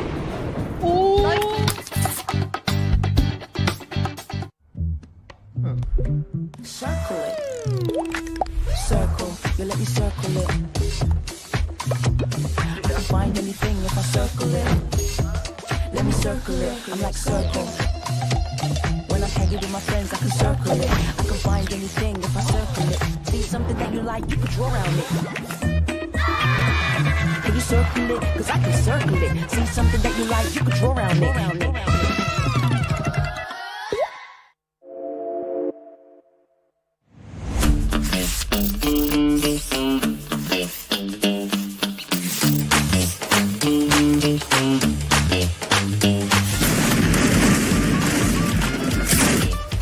Wait a minute! Who are you?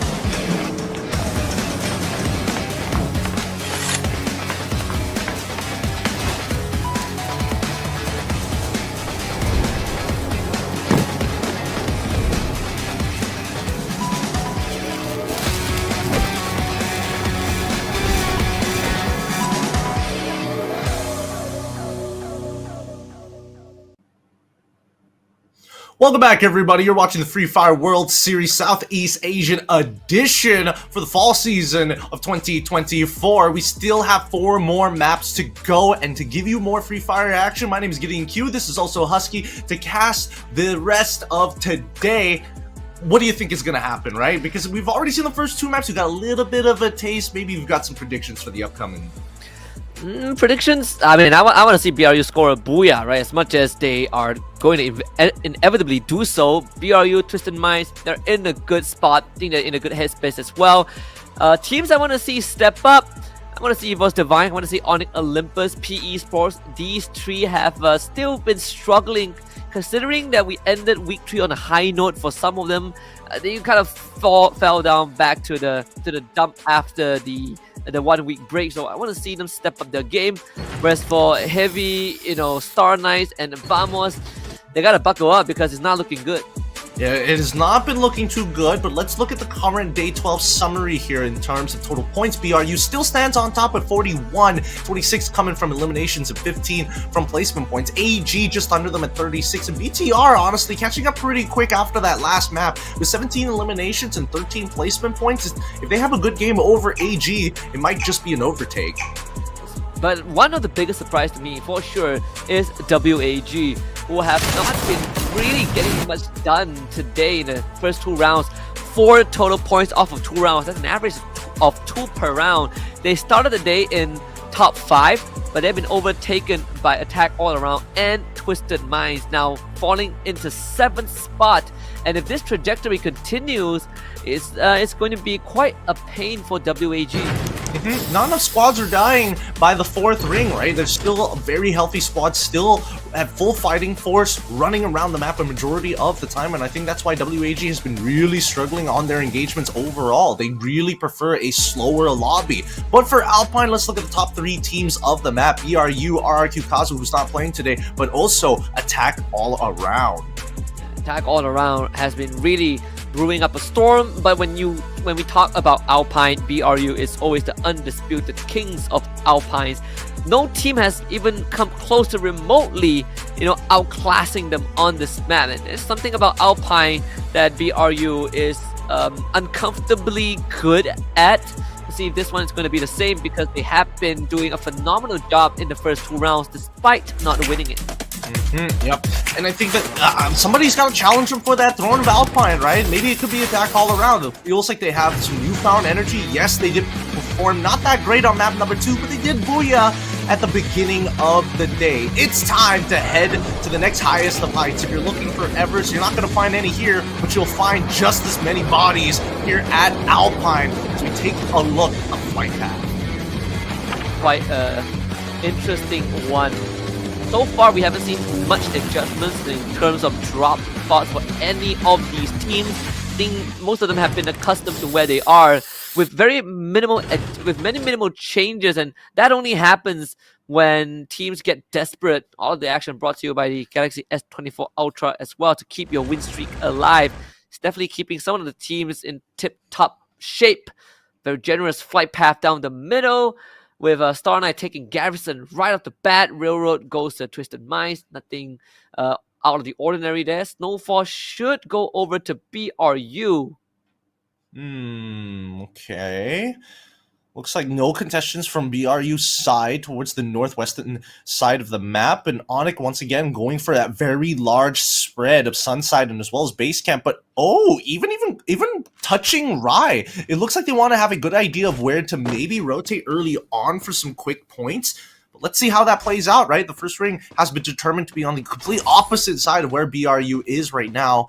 Can't see exactly where it ended up landing, but it just means that BRU has a bit of travel time. Yeah, and speaking about BRU, shout out to Moshi, #1 damage king, the first one to reach 100,000 total damage dealt in the fall season. So out of just 50 rounds, or actually no, 44 rounds, he's dealt 100,000 damage. And people wonder why Moshi is such a force to be reckoned with if he's a one-man armada. Yeah, man, the entirety of BRU. The entirety of BRU is always a scary sight. Star now has to look over. The Twisted Minds are gathering together on the outskirts and Spar the potential of foreign entities entering their space. They're calling in the reinforcements to double up on the front lines. He will be the first one to receive any sort of a hit, but the rest of Star Knights actually are not deciding to kind of group up for a potential fight. In fact, they are spreading out and making sure that they get as far away as possible. At least the convoy would do so. 18 Deer and Lee will kind of just stay around this area to try and see if they can get more info, perhaps a pick off.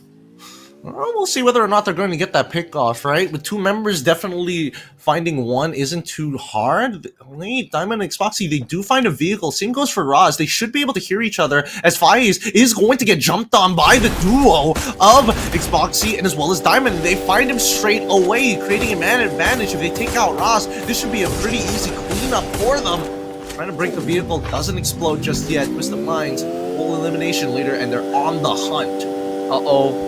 Razis drew unwanted attention. I believe he wanted to at least try and run down one of the Twisted Mind players, but there was a book to jump on. And Razis' vehicle is poking. Only a matter of time before Twisted Minds scores the second point, courtesy of Star Knights. How far can Raz go? They're gonna have Exposure to shoot the vehicle, but the gas tank blows up. Raz still continues his escape. Diamond now takes over, and finally Raz is now stranded in no man's land. Yep, without any vehicles, he's got a lot less mobility to play with, and the worst part is that the nearest compound is already under the control of Twisted Minds. However, the rest of the members, because of that U-turn, have repositioned where that front line is supposed to be. It's a very dangerous angle if you just decide to jump out, and it looks like Diamond is aware of his current position. Blocks the first couple of shots and takes out Raz almost instantaneously. Good wall. Make sure that he wins out in that engagement. Riptide Rhythms to destroy his temporary cover. And for Star Knights, that's pretty much the end of the skirmish. I don't think you want more than this. But that's on the occasion that Twisted Minds let it happen, because Nameless and Diamond they hop in the vehicle. They want more. It's a potential rush from the right side. They want to get close to Liam at least as much as they can, parking themselves right under the bridge. Diamond and Nameless, the scariest duo. At 5 MKS, he's got more business to deal with. Shot from an unknown angle and ended up being finished off by Diamond. Unlucky. And now it's going to be the Star Knights on the run. They saw Liam underneath the bridge earlier. They let him pass through. They went for the free pickings, and now they're on the chase. And now that they've seen him, they have line of sight. Liam is in an open field, and it's a full killing floor for both Nameless as well as Diamond. Everything falling apart for Star Knights right now. Nowhere is safe. Liam, he's just gonna do a Hail Mary attempt, but barely a scratch on the members of Twisted Minds. That's 4 points right off the bat for the Thai team. The hunts have been very successful. It doesn't mean that the Knights are out of it just yet. Oh, yep, never mind. Talk about unfortunate timing. Walks right into it, gets taken out. There. We see the Star Knights ending this map at 12th place. We do see the Twisted Minds are not too far away from Onyx. We saw Onyx nearby in the previous engagement, but they backed out of it pretty quick as well. Let's quickly cut on over to BTR because it looks like they have their sights on attack all around. Let's see if attack all around can kind of get close to BTR. Seems like BTR, they have this 1-3 formation. Couple of shots on the Ikao Kyong. Good kind of a bait and switch. Port fire was going according to plan. Now BTR with the Riptide Rhythm. The dome from Jump God to try and protect his teammate. Foki actually finds Koja. Maybe a turnaround is possible. Foki and Jump God both putting in the legwork as well as bringing the pain. BTR went for the rush. Despite the initial pick, they are the ones on the losing end. They unfortunately could not keep attack all around in that mid-range, right? Attack all around more well equipped to deal with the CQC, and BTR is suffering punishment because of that, losing their shotguns pretty early on in that engagement. Now, the chase. Jump God living up to his name once more, going to get ahead of the competition, making sure that the hunt is going to end as soon as possible. Aikal going to try and buy as much time as the rest of attack all around and circle him, taking him down. That's another elimination point. 5 elimination points for attack all around. And from getting a booyah to getting eliminated first, what a polar opposite in terms of results for BTR. Almost just loses Legolas again. Sci-Fi even Look for the fadeaway at the very end. The Bison getting the job done. And unfortunately for Vamos, they are also not doing too well. But for AG Global, could be one of the rounds where they really rack in the big points, as Twisted Minds just hit 5 eliminations this game. Yep, and looks like they are looking down towards EVOS heavy. They see what's going on, but they can't really intervene with the situation, especially when EVOS is already launched out of there. Not as volatile as they thought it was initially. Jonah getting 2 pocket markets at the start of each match, making sure that he's keeping on top of things. Any bad engagements, they have flexibility. It feels like BRU, they've got a protocol for basically everything. Oh wait, Gary getting taken down straight away as we see Twisted Minds taking a full engagement onto Onyx. About to get one more. Nameless does lose the initial contact. Diamond now surrounded and pinched by 2 members of Onyx, and somehow doesn't even go down. Not even crippled. Low in health, sure. It finally knocked down, but the work put in by the rest of his teammates, and Onyx Olympus gets eliminated.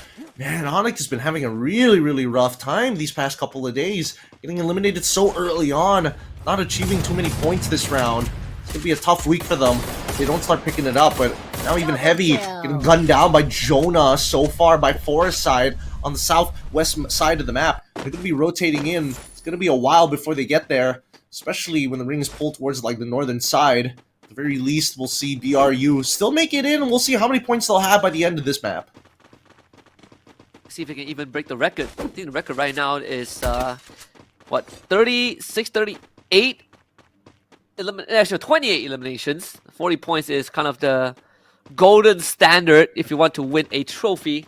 Then, courtesy of Team Falcons back in EWC. The BRU also has quite a track record when it comes to kind of breaking through the barriers, the possibilities of eliminations per game. We got 3 teams tanking the blue: WAG, AG Global, and Vamos. Because Vamos in the worst possible state with only 1 survivor.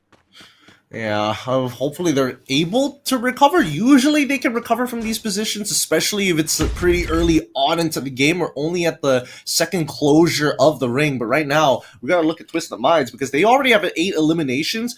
Let's see whether they're going to start hunting people early on, or from this point on, we've gotten enough elimination points. We can actually just play for position to start maximizing our odds. Yeah, that could be one of the approaches, a rarer approach, in fact. I think a lot of teams are incentivized to keep on going, right? Keep your foot on the gas. Keep your foot on the gas when you have that much resources. But it's good to see that Twisted Minds are taking that time with no teams around them. You cannot say the same for the Vitan heavy side. Spotted out by BRU, and that's literally a death sentence. If you show up in the line of sight, you are marked for death. That's exactly what Jonah delivers. Yep, gets gunned down straight away by Jonah. Doesn't miss his shots. And now BRU know that their backs are completely clear. They can rotate. They can start thinking about rotating in towards the circle, as we do see that third is about to get revealed.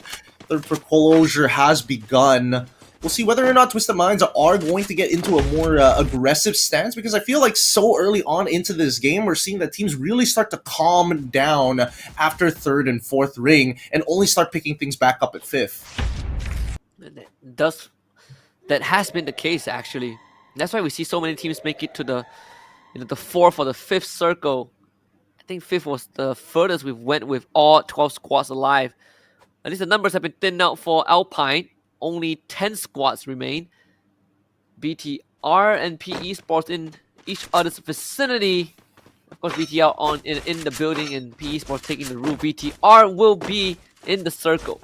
Well, it feels like it's a good position for PE, but I think eventually they have to make a call. Either head further north, or whether this roof actually extends to the upper, to the next building on their left. Hopefully that gives them some options about rotations, because we've seen teams sit on top of roofs and get pelted by everybody in the server. It's going to begin right now. Attack all around, even on the other side. Finding the 9th elimination. Triple for Limit, 4 for Folky. Jump God even cashing in 2. So the standoff between PE Sports and BTR is going to continue. But Attack all around about to get real messy. You just spot that EVOS Divine, Twisted Minds should see this happening. Yeah, unless they've got a hard read on the ring, on where the next ring is going to pull, attack all around, they got to start threatening positions here. As much as Heavy and WAG, as well as AG Global, are in the middle of conflict on that southeastern side, and attack all around having a clear line of sight towards anything on that road, it's going to be a little tough if EVOS Divine start pushing them from behind. Oh, at 10th spot, it's going to be Heavy who gets eliminated. Yeah, very, very unfortunate. AG Global also not looking too good, constantly having to take that damage from the blue zone. At one point, it's gonna start reducing your healing as well. Caramel getting punished for just being too low.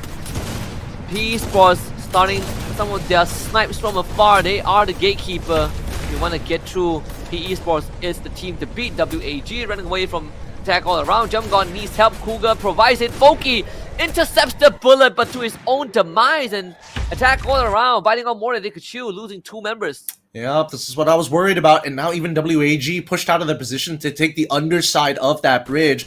Attack all around, from front as well as back, getting absolutely blasted, and finally, the final third, which is BRU coming in towards EVOS Divine, they back away to prioritize making a spot in the ring. This is a good choice for BRU.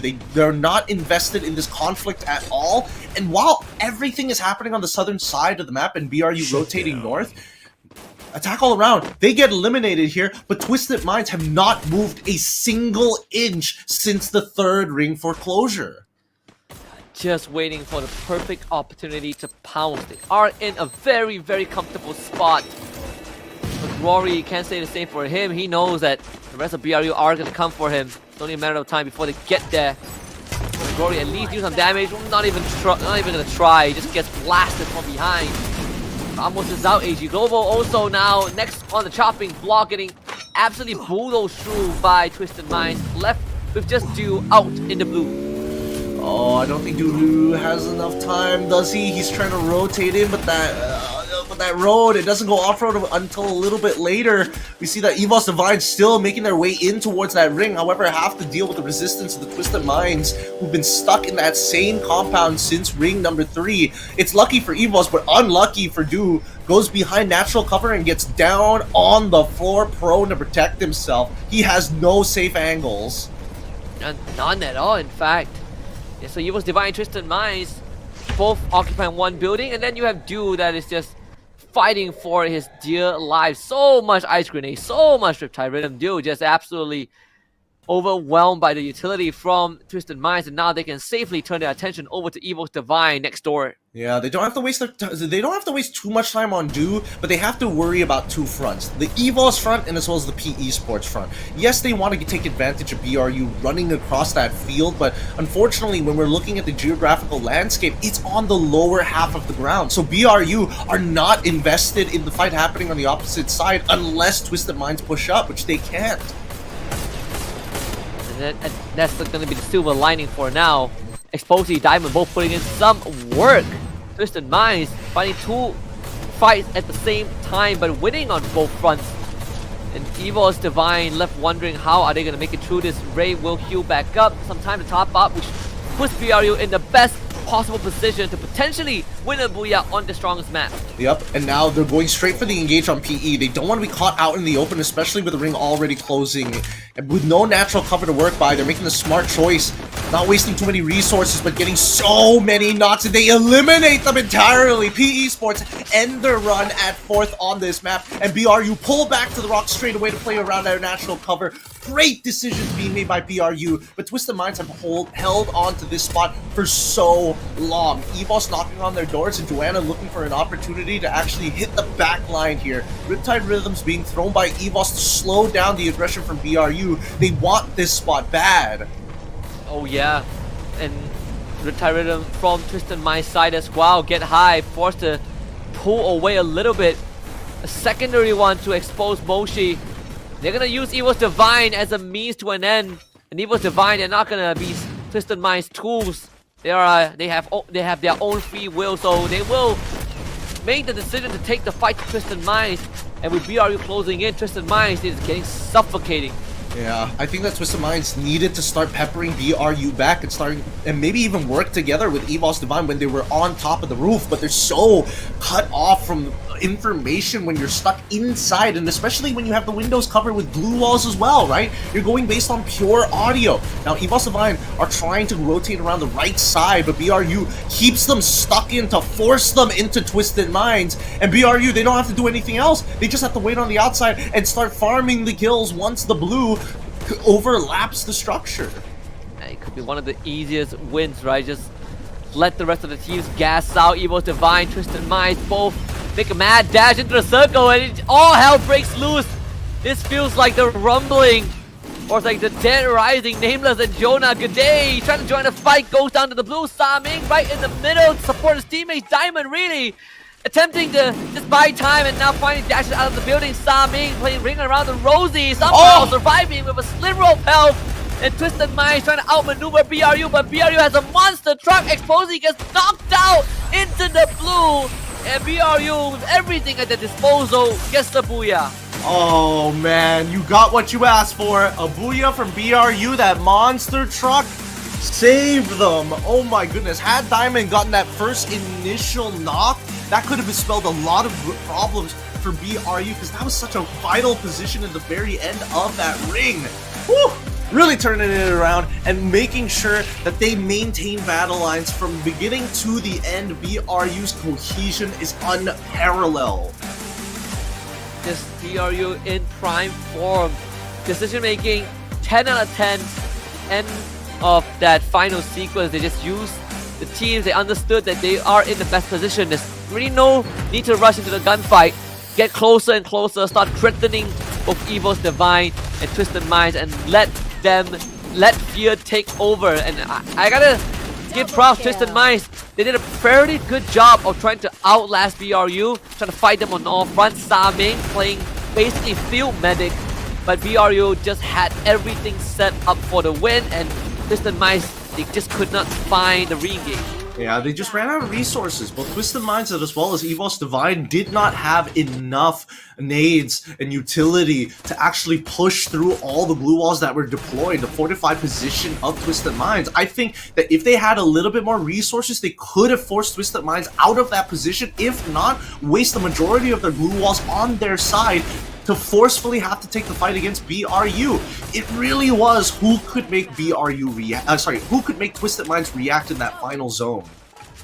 Unfortunately, it was kind of BRU. Twisted Minds, they were trying to fight PE Sports and EVOS Divine at the same time, as you can see in this final sequence, and BRU, that's coming in, is kind of a boss rush, right? Go through stage by stage.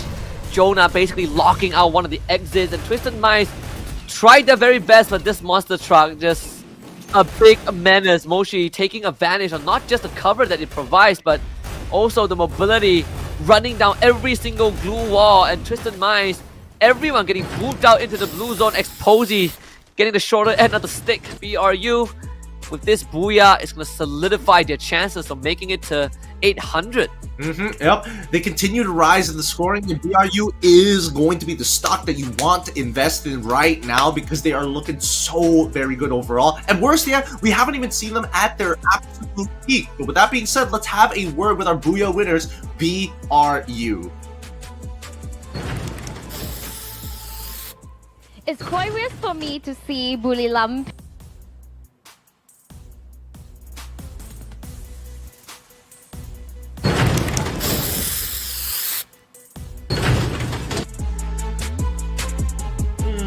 Yes, indeed. Yes, indeed. It is interesting to see BRU in those types of positions. Great interview so far. We might come back into it to give you the rest of the information later. But yeah, BRU in a very nice position. And based on what I've heard from interviews in the previous day, some teams are just holding back on purpose, right? Saving their full potential for point rush, or maybe even a couple of strats for point rush, and then for the very final day. Hey, you know, the one thing I miss from BRU is Jonah just talking smack about everyone. Probably one of the best part. I think someone unleashed that personality during FFWS a year ago, but ever since then he has been kind of a bit tame, and I'm feeling comfortable. Let's jump right back in. All right, let's throw it back into the interview. Let's finish off what we started here. Let's have a word with BRU.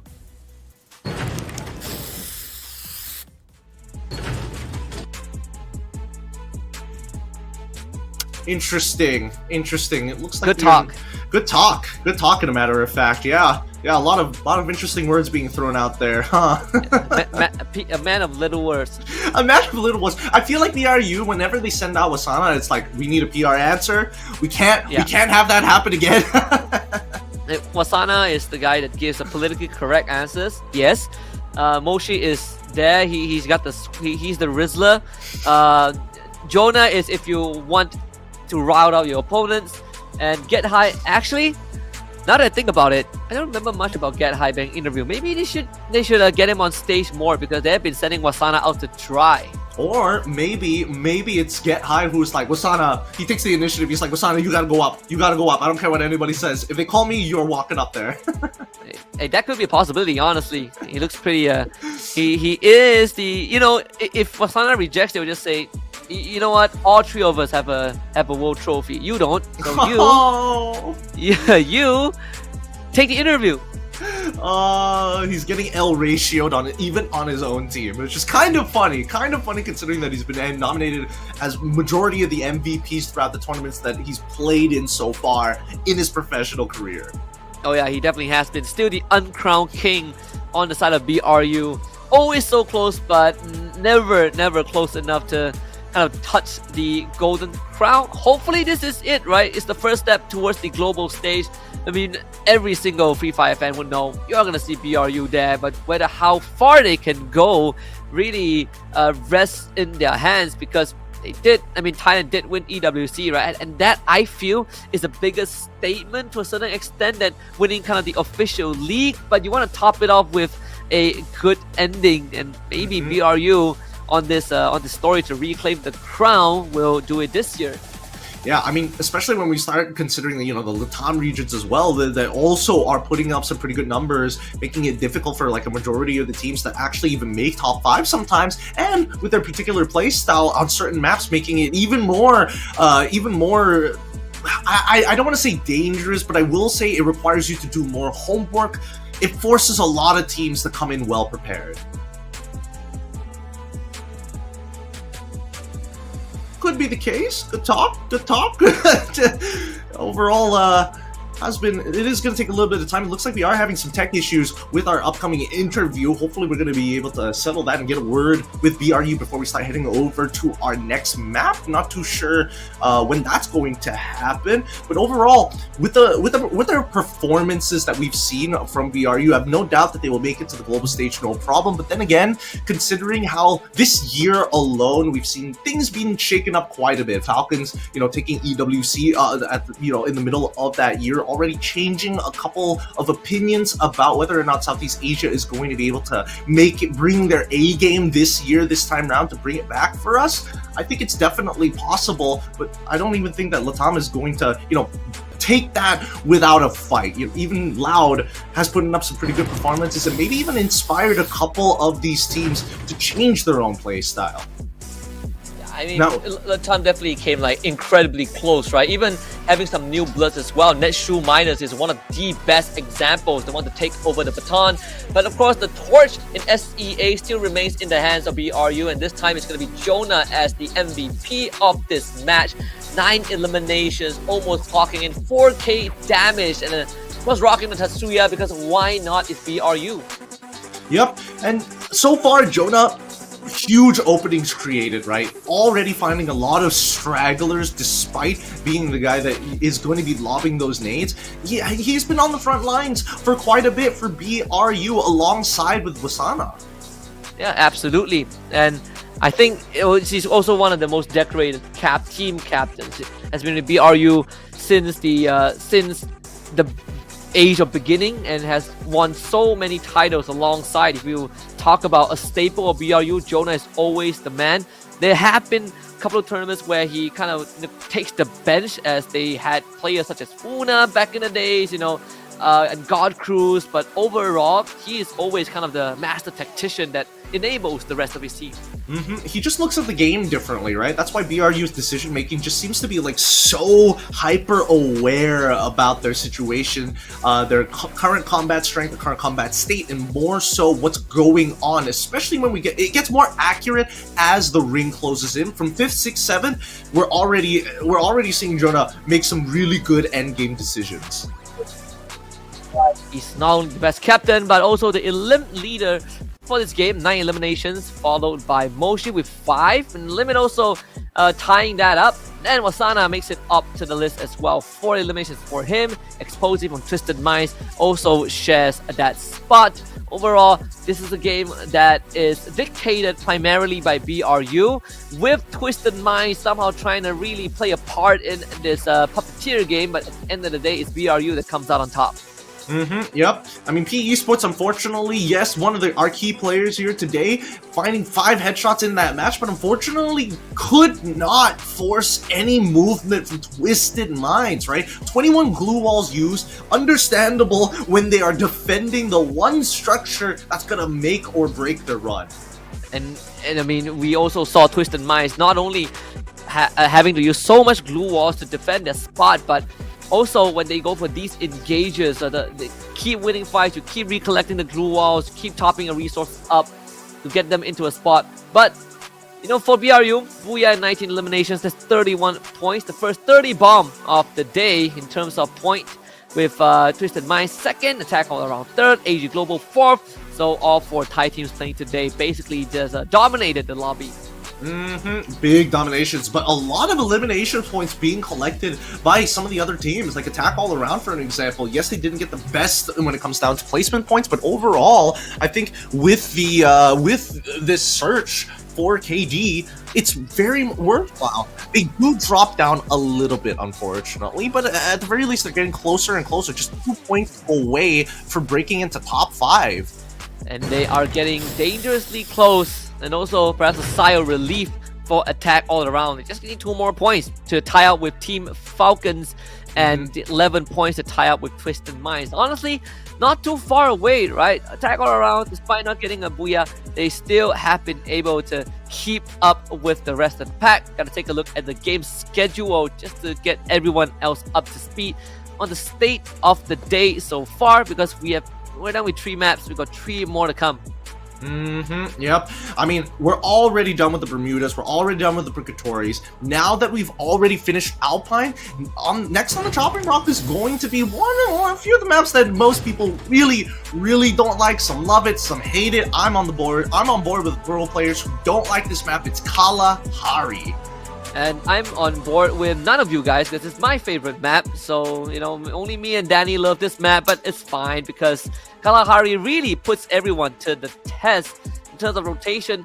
Plenty of open ground, very minimal vehicles to work with. It really forces you to change your outlook on how to play a map. I think Kalahari really has been the bane of a lot of these professional teams. It's kind of what Indonesian teams used to get a leverage in the past few years.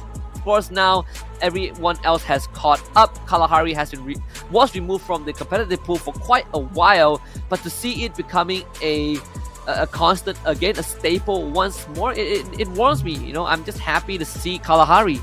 Yeah, I miss the days when Kalahari was banned. Hopefully we go back to it one of these days.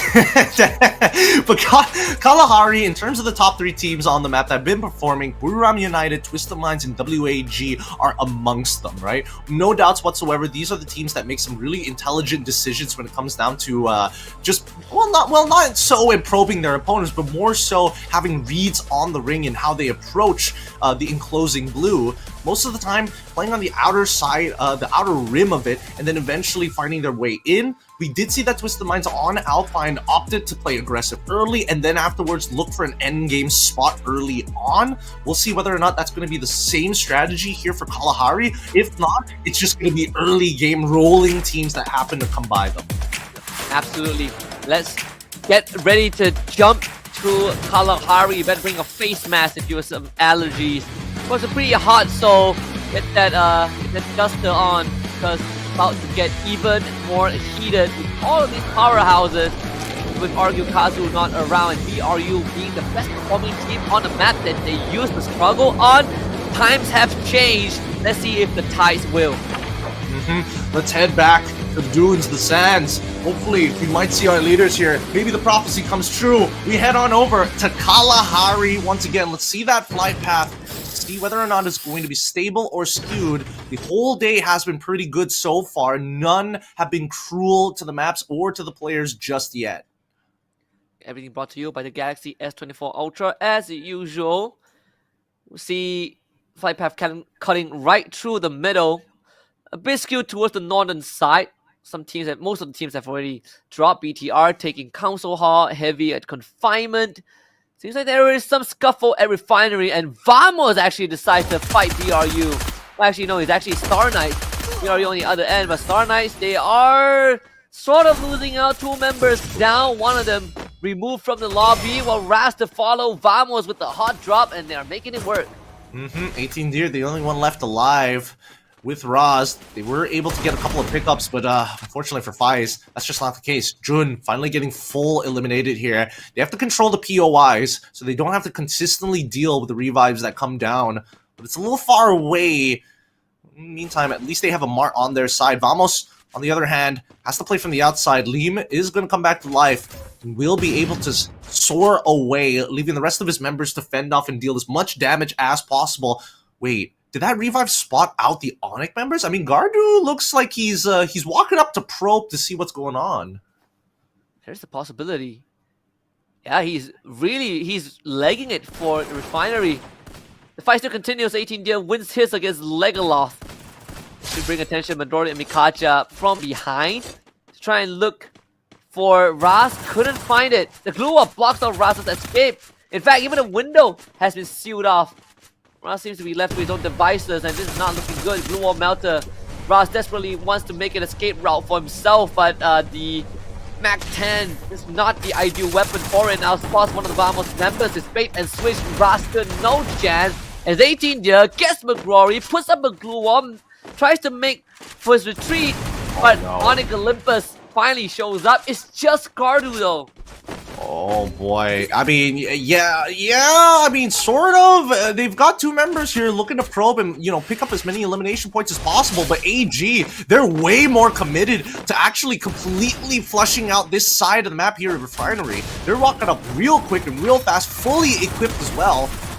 Inside of this compound looking extremely dangerous is AG, giving up that high ground almost straight away to chase away down to it. Wait a minute, they're not the only ones. Evos Divine now wants to get involved. And unfortunately, this could end horribly. McGlory is trying to keep it together. There's a vending machine. That is the hot spot. AG Cypher is down. And they want more. McGlory gets brought back. Mikacha gets the job done. Duke gets knocked down. Mikacha finds Cypher. It's a mess. With 3 teams back to back at T-Sports, they're also waiting for this to die down.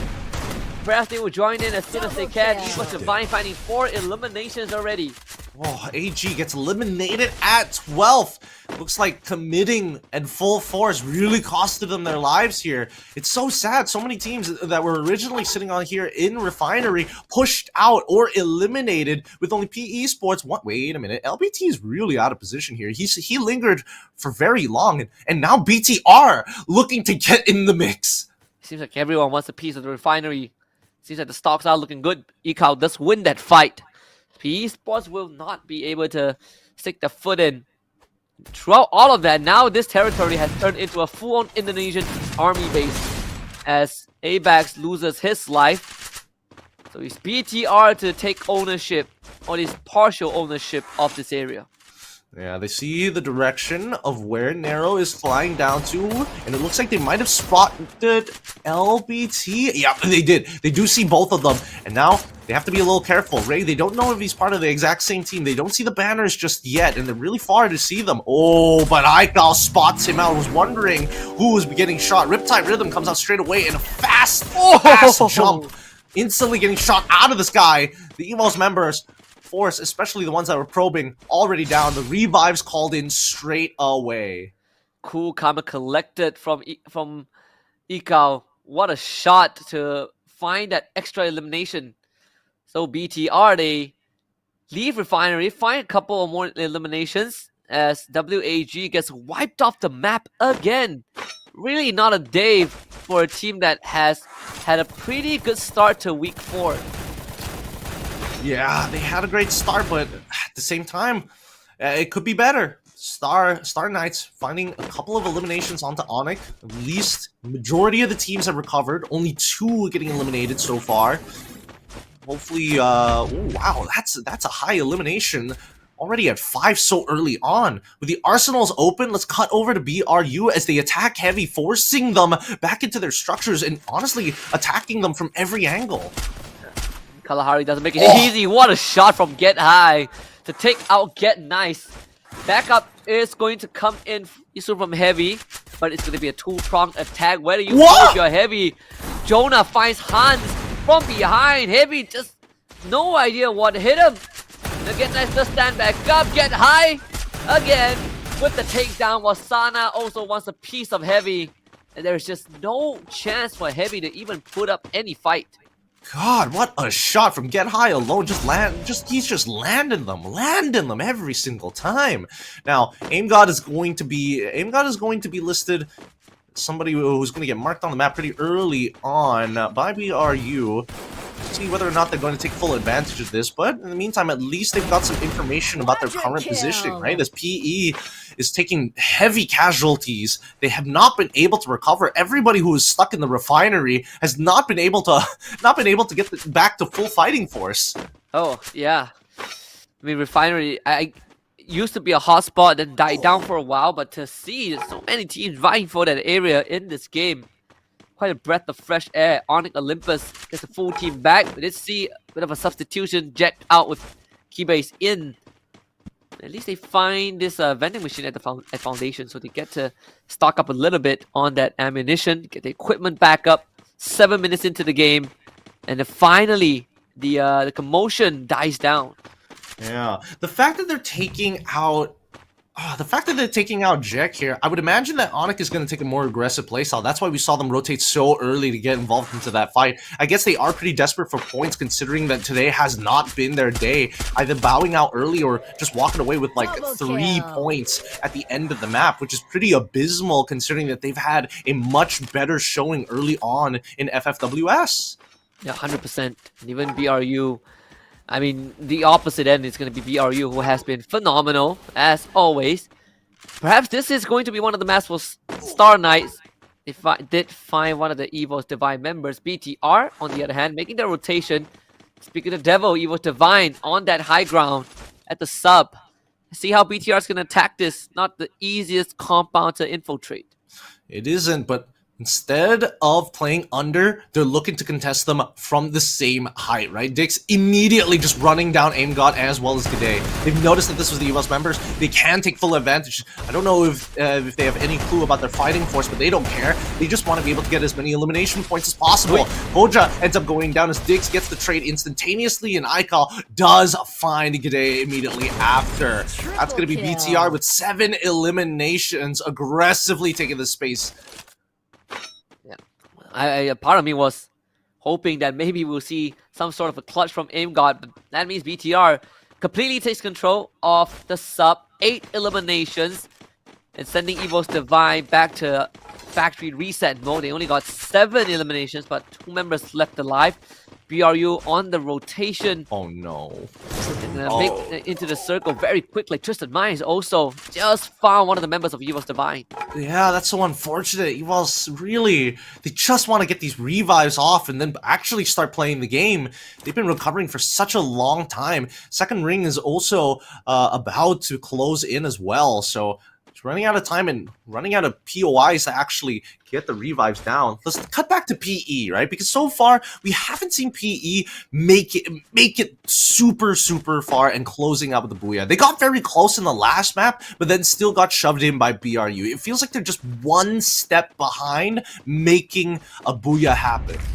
Oh yeah, I mean PE has kind of felt like the sleeper agent, right? We just haven't found the right code word to wake them up yet. It's not activated this entire day.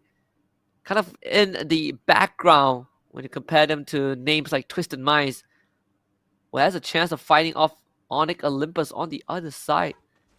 This is the refinery vicinity for sure. Zip lines connecting every single one of these structures, but Twisted Minds are in a pretty good spot to kind of survey the vicinity.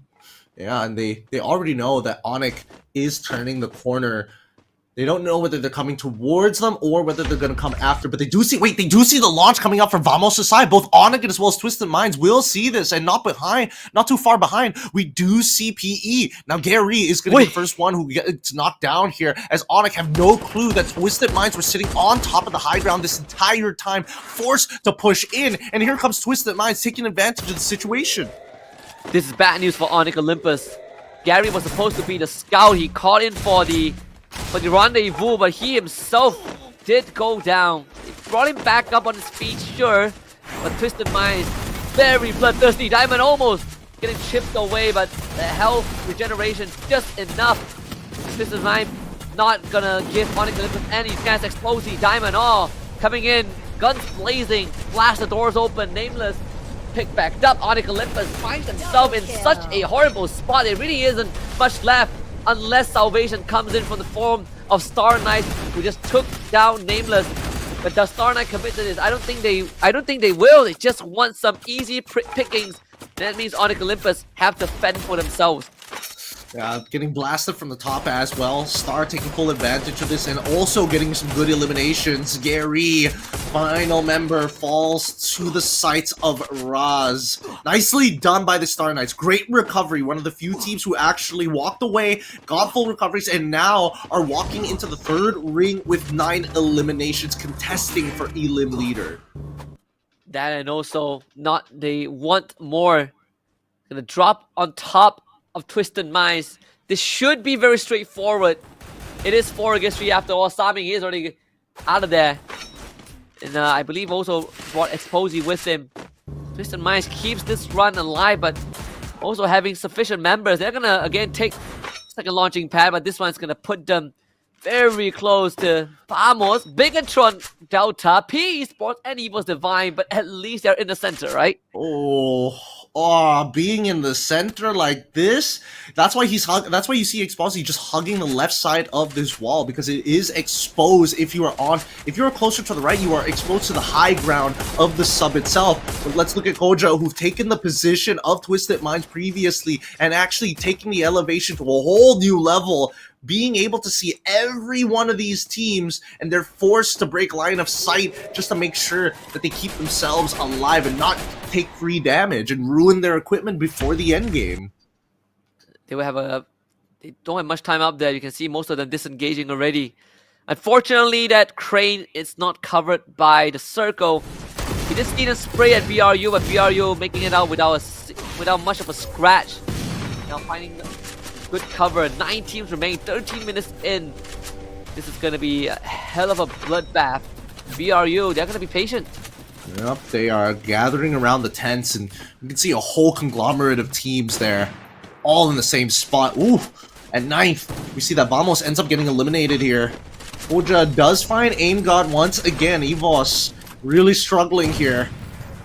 Star Knights, on the other hand, have to deal with the attack all around. This is a full engagement. If attack all around win this position, they're going to start harassing everybody else in the lobby and neuter them as much as they can. Attack all around doing very good, already eliminating the Star Knights with a little bit of help from BRU, but now their targets are on attack all around. BRU slowly creeping up into the ring. Their backs are clear, but they're also aware of BTR on the southern side. And let's see, UAV sent out. It's time to survey the area. Plenty of bodies to shoot at. BTR obviously having a better spot. Now BRU, double trouble. Moshi not even giving a chance to respond next to Jump God, who took him out. Koja with the nade onto Jonah. BRU journey might just end here. Too much teams, too much lead flying at them, and only a couple of members to fend for themselves. BTR commits. I'd be afraid of a mistake because BRU are fighting back. Kyung and Ikao on the ground. Dix needs to wrap around the corner to find distance. Kyung gets eliminated, but get high. BTR realizes that they have made a huge mistake. Will disengage. Oh, but attack all around, just trying to get through the blue walls here. They've got the tether as well. stay healthy, but Twisted Minds in so much trouble. They manage to push through it and try and lock them up, but the gap is open. They try and Tatsuya dash out of there, and to make them collide into PE Sports. PE Sports, they see the angle, but unfortunately they're too busy with BRU as well as EVOS, as we see attack all around, only losing one member and another getting knocked down as they are exposed to BTR. We cut back to PE, and this is such an important fight for them. If they clear this off, they have 3 angles on attack all around. As BTR understand this, that's why they're slowly walking up. They don't want to be the first there, and better yet, they see BRU walking in from the blue down to the low and make them bleed for it. And they have 19 eliminations already, and that's going to keep on going unless Kuga has something to say about it. Gets the knock, but too far away for confirmation. Look at Kyung, he is so far up the front line. Oh! Nade in hand, attack all around. A couple of containers that he wants to keep them. Stay narrow, gets blasted. Ban also taking a grenade to the head. Monster truck drops down. BRU taking cover, using the rest of the opposing teams as a buffer for them, but BTR was behind the forces. Koja with the cluster to absolutely devastate the ranks of BRU. And Bigatron Delta from a great second round to a poor third round and making a recovery. Wiping out attack all around, looking for PE Sports. LBT stands no chance, don't cry. Left to defend for himself. Takes down Kyung, but they're gonna run him down for sure. Don't cry, dies to the blue. And BTR just doing massive work. This is their Booyahs to claim second of the day. Oh my god, what a hot game it was for BTR Delta. We gotta know how many points. Did they break the record at the end of that one? They were melting people left, right, and center, taking every opportunity to push their opponents off. A god spot, a god-sended opportunity to allow them to hurt the entire lobby. Pose for the camera, people, because BTR is here to play. Bigatron Delta with such an aggressive lineup, really switching up from week number 1 from the first half of the knockout stage. They were trying to figure out what to do in that late game, but right now I think they have found their own way of progressing through every single phase of each round. And I think, Gideon, they might have just broken the record for most points, at least today. Did they? Oh, I hope so. I really hope so. We saw our first 31 points, and now if these guys are able to crack even 40, I'd be so impressed. I mean, they played really well this time, and I think that, I don't know, something about this lobby early on, especially with what happened at Refinery, was pretty surprising. We didn't get to see what was going on with the rest of the map because there was just so many eliminations just happening in that one spot. I mean, I'm more surprised that the in-game control UI is that huge. Make sure that you definitely get the weapons that you need. But like you said, the early engagement at Refinery went on for a lot longer than I personally would have liked it. Every single team wants a piece of the pie. BTR coming in, and they were the ones that take over Refinery, and afterwards went on to completely wipe out EVOS Divine, whereas the rest of the teams were just fighting for scraps. Yeah, I definitely think that desperation is starting to kick in for a lot of the teams who are worried about their current spot. I mean, PE Sports, on the other hand, I think they're still playing to what they are used to. They are taking more risks involved. But I think that some of the better teams here, and especially for BTR, because they were, well, technically they were the last to actually show up at Refinery and win that spot, they went hunting for a large majority of the game. Yeah, and I mean, when you look at kind of the positions they put themselves in for the majority of the game, right? They came into third party, everyone else at Refinery. Afterwards, they chased down stragglers of EVOS Divine, and afterwards, they pushed themselves on top of a crane to voucher other teams again. BTR made all the best possible calls this game. Yep, they did all the best calls, and I think today has been working out really, really well. But let's have a talk with our Booyah earners, our Booyah winners here with BTR.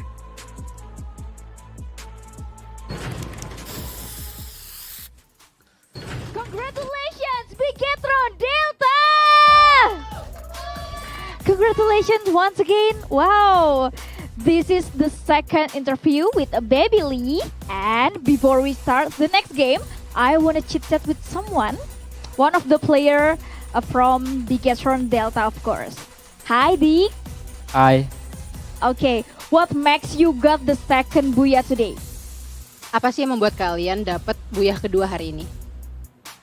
Ya kalau dari kita sih percaya teman aja sih, terus kerjasama, komunikasi, sama main lepas aja, main pede. He said that it's about communication, teamwork, trusting each other, and also playing better. Playing better. Okay, we will see how Bigatron performed today. And Bigatron is the champion of FFWS ID. But you seem to have difficulty during knockout stage. What's wrong? Bigatron kan juaranya FFWS ID kemarin. Tapi kalian terlihat punya kesulitan sekarang ini di knockout stage. Apa sih yang salah? Kalau dari kita sih masih adaptasi buat saya aja ya. Kalau buat di Indo sih udah aman. Di meta Indo udah aman. He said that I think we're still adapting with the FFWS SEA fall right now, but for the Indonesian meta, we are really safe. Alright, yes, this is the first time for Bigatron Delta to play in the FFWS SEA. And last question, what do you want to say to audience here? Oke, pertanyaan terakhir, ada nggak sih yang mau kamu sampaikan ke penonton yang ada di sini? Buat penonton ya setia-setialah buat nontonin Free Fire. Semoga makin ramai ke depannya. So for all the viewers, you guys are not in vain watching Free Fires. Alright, for everyone, make some noise for Bigatron Delta! Thank you and good luck for Bigatron Delta. We will see how each team performs today, and I hope Indonesian team can give us booyah, booyah, booyah again. And everyone, we ready for the next game. So, Shoutcaster, take it away.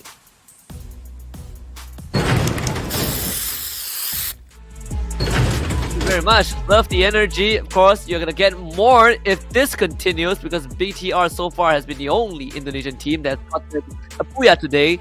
2, in fact, and probably one of the best rounds we've seen.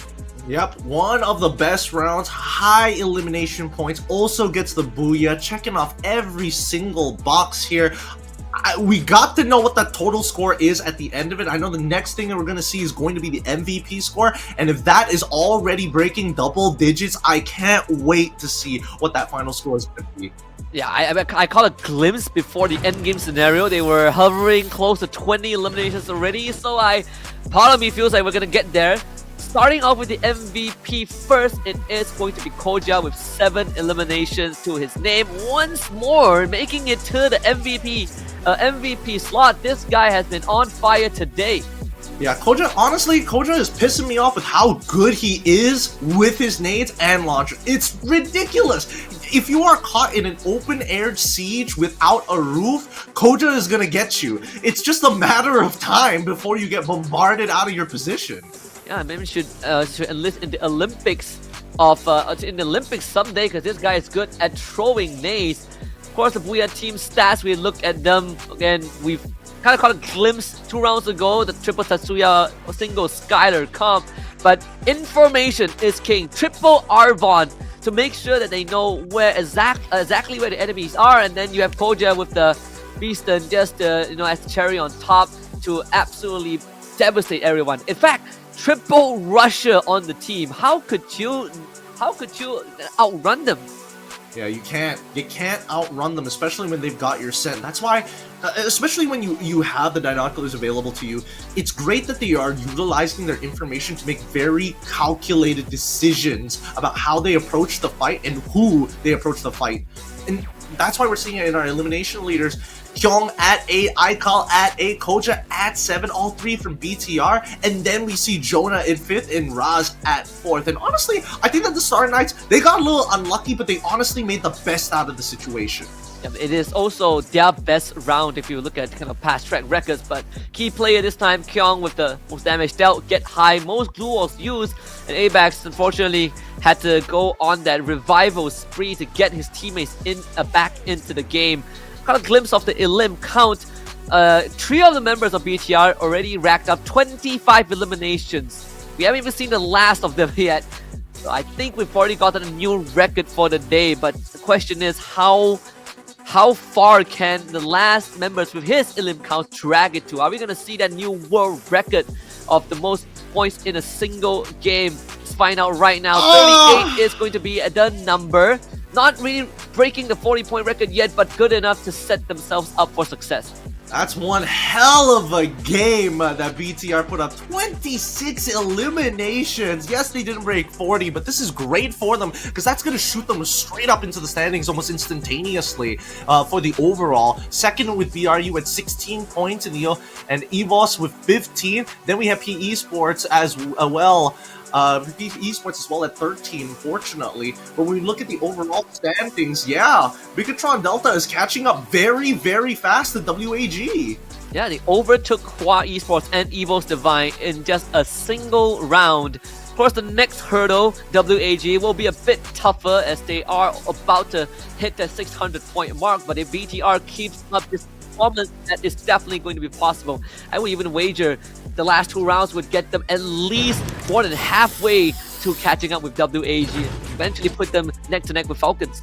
Hey, that's on the assumption that they have the same trajectory here. Again, they've had some hot games, they've had some like not so hot games. It really kind of depends, and I think this particular map today has been a bit of an outlier considering how many eliminations actually went through for a majority of teams. We don't usually see this happen very often, especially since maybe in the earlier stages of FFWS, right? But now that the tournament meta has continuously progressed, a lot of teams have taken a passive approach considering that they don't want to reveal too much before the point rush or even for the actual knockout stage of the top 12. The BTR, they did win the FFWS, the local tournament, and then this is also their debut as an organization. So I would say not too bad for a debut, right? Looking pretty well to stand up to the top dogs. But let's see, the trajectory continues for BTR. We'll go for a short break and return for the last 2 rounds of today.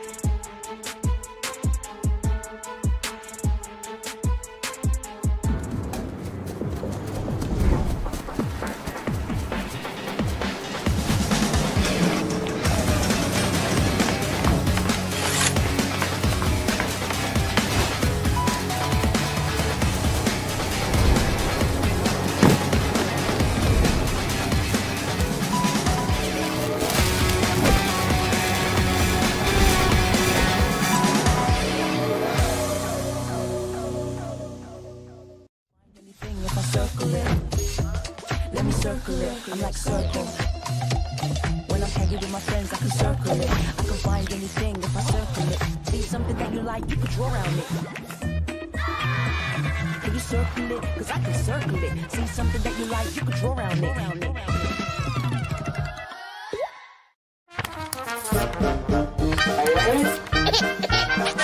They find it, and now Todak in position for this booyah. Unless Ray has something to say, he takes both of them. Mau tantang tim Vietnam aja, tim Hawa. Eliminate the knockdown. Now it's going to be the full 2v1 RRQ. The push and pull is just too good for Todak. Buat Kingdom dukung kita terus lah, jangan dihujat terus lah. The Trogons upon Trogons upon Trogons for WAG. He's got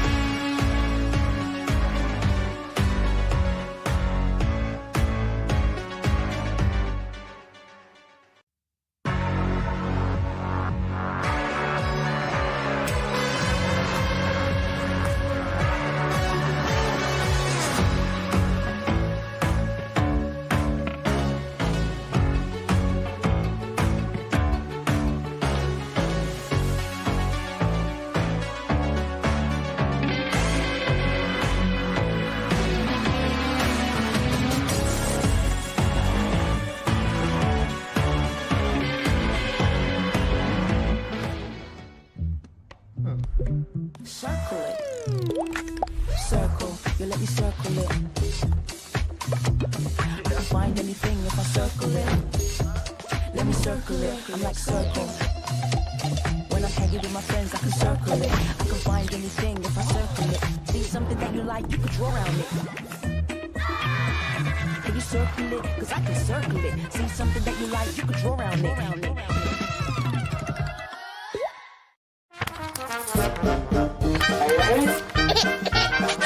They find it, and now Todak in position for this booyah. Unless Ray has something to say, he takes out and gets both of them. Mau tantang tim Vietnam aja. Tim Hawa. Eliminate the knockdown.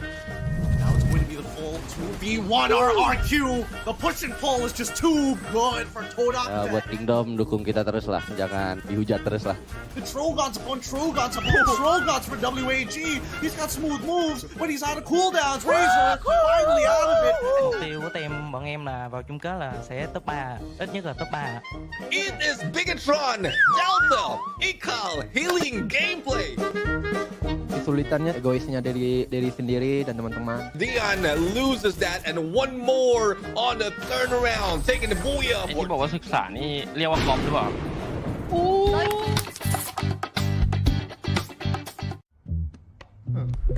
Circle it. Circle, you let me circle it. I can find anything if I circle it. Let me circle it. I'm like circle. When I'm hanging with my friends, I can circle it. I can find anything if I circle it. See something that you like, you can draw around it. Can you circle it? Cause I can circle it. See something that you like, you can draw around it.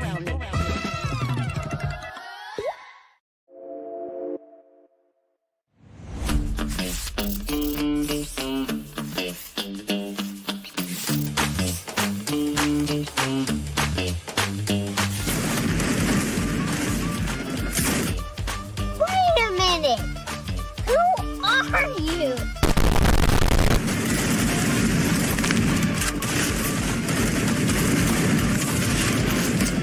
Quadra kill!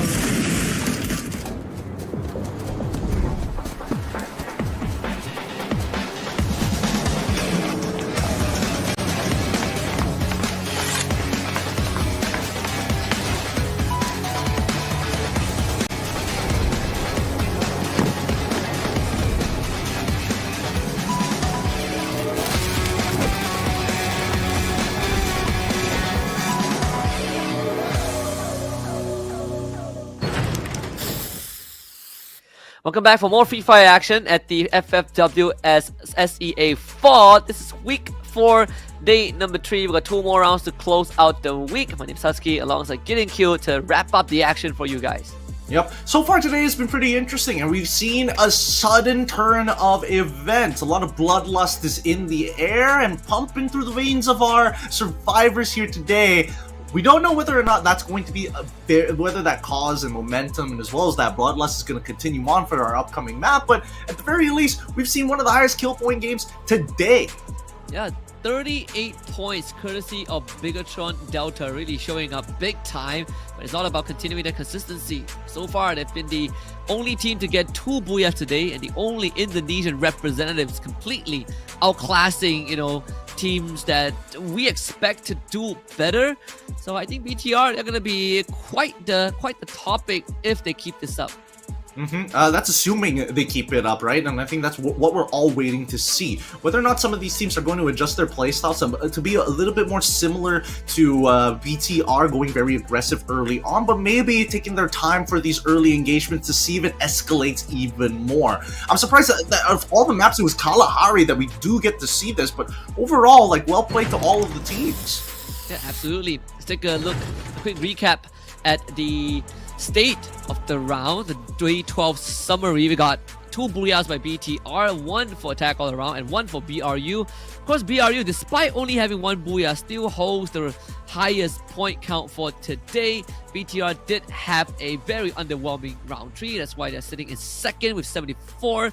But everyone else is just very far behind, right? The closest one was Twisted Minds, and even that is a 16-point gap between them and BTR. And I think that BTR, they're on a pretty good trajectory for encapsulating both yesterday and as well as today. I mentioned that, you know, hitting 150 points every single week is going to be pretty important to maintaining not only your position, but gradually taking over other people's positions. But let's look at the top 3 teams for Nextera. We have All Gamers Global, WAG, and as well as Team Falcons. AG has been hit pretty hard today, and even yesterday they weren't finding too much success. No, they have not been, which is quite a shocker, I think, to a lot of AG fans. I know that from all the chat I've read back in the days, plenty of people really admire players on AG. For example, Dew, right? Like, they worship him as like one of the best players in the world, and he is. But AG just sometimes couldn't hack it when it mattered the most, and today is one of those days. The past 2 rounds have been abysmal for AG Global. In fact, they finished in 12th spot on Kalahari just now. Yeah, not exactly the greatest way to kind of end the day, but don't worry, we still have multiple maps because we're heading to the future. It's already predestined, so the real question is whether or not our teams here today can change that outcome as we make it to Nextera. Can they outrun the Matrix, or will they be trapped in there forever? Nextera is always a good map to really test the knowledge of the map and test how these teams really navigate such an urban environment. A lot of teams like CQC, but not when it involves a lot of building. So let's look at the flight path first and see where it brings these teams to. Yep, shout out to the Galaxy S24 Ultra, right? Allowing these huge screens for our players, a big upgrade in their FOV, and allowing them to optimize their in-game UI to cover literally everything. Even the flight path as well, still being very kind today. Evo's Divine taking southwestern side. BTR about to get hot drop by attack all around. And from the team with the best performance thus far, let's see how they handle this challenge. I'm worried about the southern side, right? I see Twisted Minds, I see that Square is already being dominated, and PE Sports, I don't know how they're going to rotate out of there safely, but let's see if the engagements might make the difference. Now, BTR have to deal with attack all around. This is them getting hot dropped, right? If we're expecting BTR to hot drop, they probably wouldn't have been doing it to attack all around in the first place, but First Blood achieved straight away by Jun. You do see the revive from Saming instantaneously as well, but Dix, unfortunately, tries to dash past, gets blasted down, and Aikal watching from the roof, getting so much damage lined up against them, attack all around. Now down to 2 members, same goes for BTR, and now the Riptide Rhythm comes out. Aikal ends up getting knocked. Unfortunately, that means that attack all around win out in the gunfight. Wait, is that... It's the Star Knights. The Star Knights are sticking their heads in. I mean, this could be the end of BTR. Oh no, Kyung, can he get a revive in time? I think he did. Right at his last dying breath, he found a revive. So it's not the end for BTR just yet, but it sure as heck is a very, very unfortunate start. Nika really tried his best, but the chip damage don't translate to any knocks. Vamos out in 12th spot. Let's see if the Star Knights can kind of pick up where BTR left. Limit, Cougar, jump shot, all dead. And it's just down to 1. Star Knights have the entire battalion here to finish off Foki. Yep, he's gonna isolate himself, right? Using those glue walls. He needs to be able to get those revives down. Floki gonna get flushed out of his position so far. 18 Deer doing a good job, but he's at 10 HP. One shot can make the difference, but Grenade Launcher is the one who finds it, and that's attack all around. Eliminated. Previously known as the Indo Stars, now known as the Star Knights. They are picking up the pace. That's going to be a heartbreak for attack all around. Put in all the legwork, does not get a squad wipe thanks to Kyung's effort.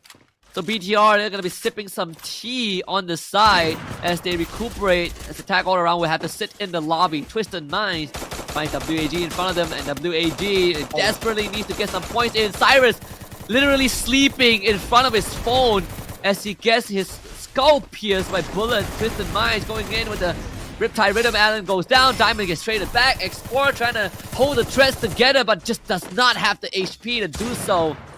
As Exposy finds him, WAG will be down to just Krillin. Yeah, but they do get a singular revive, but Twisted Minds don't walk away with any casualties. This tether has been making the difference in these fights. If not, those first initial shots, I think that Twisted Minds probably would have knocked down 2 in that situation. And unfortunate for them, it costed them 2 of their members because of that. If you are on the side of Twisted Minds, you definitely don't feel too good about it, but I suppose at least damage has been done, and WAG will be forced to go back to the drawing board. Only Cyrus was brought back. Even the substitution as well. Krillin out, the Ghost in, the Ghost out, and Krillin in. Twisted Minds not done just yet though. They want to chase him down. It's your first round of the day, and we're gonna make sure you're not gonna have much of a playtime. Yeah. They're trying to end it. They're ending it as soon as possible. Krillin's going to try his best to buy as much time as possible, but he's eventually going to fall down. They're not eliminated just yet. One of their members were not chased and manages to sneak away into Farmtopia, chilling and also getting those revives down. Twisted Minds, if they just look a little bit left and a little bit up, they probably would have spotted it. And it looks like WAG get to walk away for free. Another saving grace. Twisted Minds, the biggest winner of it all. 8 eliminations so far at the start of the round. You see BTRs now screens again as Star Knights will be heading towards them. Dix will see this surely, but BTR, the rest of them, in fact, are gonna be busy handling heavy, and as soon as Dix turns his back, he gets shot down. The timing could not have been worse. Unfortunate indeed. Star Knights still scouting out what's ahead of them, rotating towards the eastern side from north down towards south. Hopefully they get away in towards the ring for now. They have 6 eliminations, which is good momentum for them, but they need to amp up the pace if they want to still try and qualify for the top 12. Yeah. It's still a possibility, thankfully. It's a long journey for sure, but 2 extra we should do the job. BTR finding revives again. They have enough money to make it happen. Onyx Olympus, the center of attention right now, right down the middle. AG Global with a 1-3 split. PE Sports on the western side. They do see the BTR members drop down though. Heavy as well. Who is going to be the one that gets shot? Well, it looks like AG wants to be the last one laughing here as they're immediately making their way, sending 3 of their members and their sniper just to hold Overwatch just in case anybody starts popping up on towards the 2nd floor, or maybe get some verticality later on. Instant dash, Tatsuya dash, coming up from Cypher, wins out against Koja for it now. The Bombardier down for BTRs. The members are going to get chased here. It's going to be difficult for them to recover afterwards. This is their one opportunity to do so, and AG are not going to let him play. AG, let's see. I mean, they should be able to get rid of Hans. Man, just drop back with the sidearm and see if they get a chance to do much. So the truck now belongs to AG Global for sure. They're not in the circle, but with the truck, they can definitely rotate faster. Yeah. Now, let's look at the current position of everybody, right? 2 teams already eliminated. We have WAG, Heavy, and as well as BTR with casualties on their side looking to recover overall. And looks like BTR will get back to full fighting strength. Same goes for WAG, but they need loot, unfortunately. Now, all the teams that drop down towards the southern side have basically just been holding their positions towards square and then expanding outwards. Twisted Minds, yes, they were in a fight earlier, but they're just taking out the outliers, right? The outskirt teams and forcing them away so that they can encapsulate the rest like PE Sports. They haven't moved too much from the square, but now they're getting chased down by Diamond, blasting them off of the launcher. And Twisted Minds still racking up some of the eliminations. That's 9 already. Nero makes it number 10. Twisted Minds not getting greedy. Well, I say that they actually are blasting themselves, launching themselves in the Deca square. I guess it's definitely not what they were thinking on their end. 2 teams. Onyx Olympus is going to be the entree. Is this an overextension? No, Onyx Olympus are just unaware. Diamond immediately finds one onto Gary. He's trying to cut down his own glue wall and even has glue wall melters being deployed just to kind of blow through the rest of Onyx and take control over this compound. Radu, Zara on the opposite side. Keybase is forcefully pushed back. Nameless is making sure that the off angles are taken care of as well. PE has an opportunity to just walk away from this entire fight, or they can capitalize on it because Twisted Minds are deep in there as they take down Keybase. And Onyx Olympus really in a rough spot, so they will just trying to escape Twisted Minds. Are they going to continue this chase? Maybe PE Sports will pick up the slack, but it is not even close to being safe for Onyx Olympus. They run away from Twisted Minds. They get chased by them regardless. They now gotta take the last stand because in front of them it's gonna be Evo's Divine. Twisted Minds comes to corner. Diamond leading the charge. Of course, having a support system behind his back. Gardu runs out, gets shot down by Evo's Divine. And the Sami will go down. Zairu really trying to put on his Rambo impression, but no. Twisted Minds still prevail. 13 eliminations. Yep, focus straight on the elimination points. I think that was a smart choice to make. Still need to get as many as they can, but Twisted Minds are currently on a very hot streak. They should be able to get a revive, no problem, but AG looking to stop them here. They're already deploying all of their members at full fighting force as well. Something that Twisted Minds need to be prepared for. They get the revive down, but now they have to contest for the escalators. While the Toxie was on that purchase, doesn't notice what was going on. Unfortunately, misses that opportunity. The Tetsuya dash will get him out of there. And now Twisted Minds have to pull back. They don't have a prime position against AG. No prime position, but definitely the circle. They can hold AG hostage. Uh-oh, Saming. He got knocked down. Good day, finds Exposy. And what a shot, Caramel! Shooting ducks out of the sky. Nameless is eliminated. Exposy collected. AG Global strikes back hard. Unlucky, unlucky indeed. Wait, PE Sports as well as the Knights are currently in a conflict of their own. PE Sports forced back into a compound, and it looks like Star as well holding the opposite side. All right, so both teams with compounds of their own inside the ring so far. And on the northern front, we do see that Evo's Divine falling and coming into contact with WAG. I think Evo's Divine now are put in a rough spot. WAG have definitely recovered. Imgod doesn't want to be a part of it. It actually hits the wall instead. Alan will easily take care of him. 7 eliminations for WAG. One of the better rounds that they have. Tyrant comes through. Alan loses the blue wall. But we'll just duck back into the stadium. Nothing much to worry about. WAG disengaged just in time as BTR shows up. Yep, and BTR, they got into the ring, but right in front of BRU. So they're going to be able to scout out their positions, and even today, just making it a little difficult for anybody to do anything with WAG close behind them. BRU, they don't want the attention right now. They're taking their time with this. Even Twisted Minds getting a couple of revives down, and should be able to scout out the positions on the western side. PE Sports from Deca Square are very happy with their spot. The longer they hold out, the better it is for them, but let's see whether the ring is going to be just as kind. I think so far, most of the teams have gotten the read right. Evo's Divine expires. BTR against BRU once more. And, if the circle kind of goes towards the eastern side a little bit, it will spell trouble for BRU. And they're not the only... And BTR isn't the only team they gotta worry about. You also got WAG and Star Knights waiting for the opportunity. Even a Gold Portal was preemptively placed down. Twisted Minds gets a full team revive. All right, good full team revive. But where are they gonna find a spot on the ring, especially when the teammates are like are pretty much scattered across the board, right? With no real safe space. Man, the ring just pulls closer towards the center. The structure that BTR in is within the ring, and now BRU have a couple of decisions to make, right? They're aware that WAG is right next to them. If they can flush out BTR, that'll be a good fun time, but it's difficult, right? BTR, they're gonna pull back. Riptide Rhythm gonna get rid of their blue walls that's right in front of their compound right now. Let's have a full overview of the map. And we do see Twisted Minds basically on their last breath. AG Global looking to find the final one, but I believe Heavy is the one that sealed the fate of the team. PE Sports, Blue Wall a bit short. Now they gotta kind of face off against the full force of AG Global. Star Knight somehow loses 5 MKS to a grenade launcher from Krillin of all things.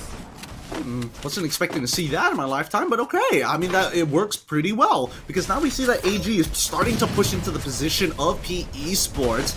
BRU still a couple of decisions to make, but WAG very comfortable with the spot that they're in now as we see AG eliminate Heavy. No issues whatsoever. Eliminating PE Sports easily.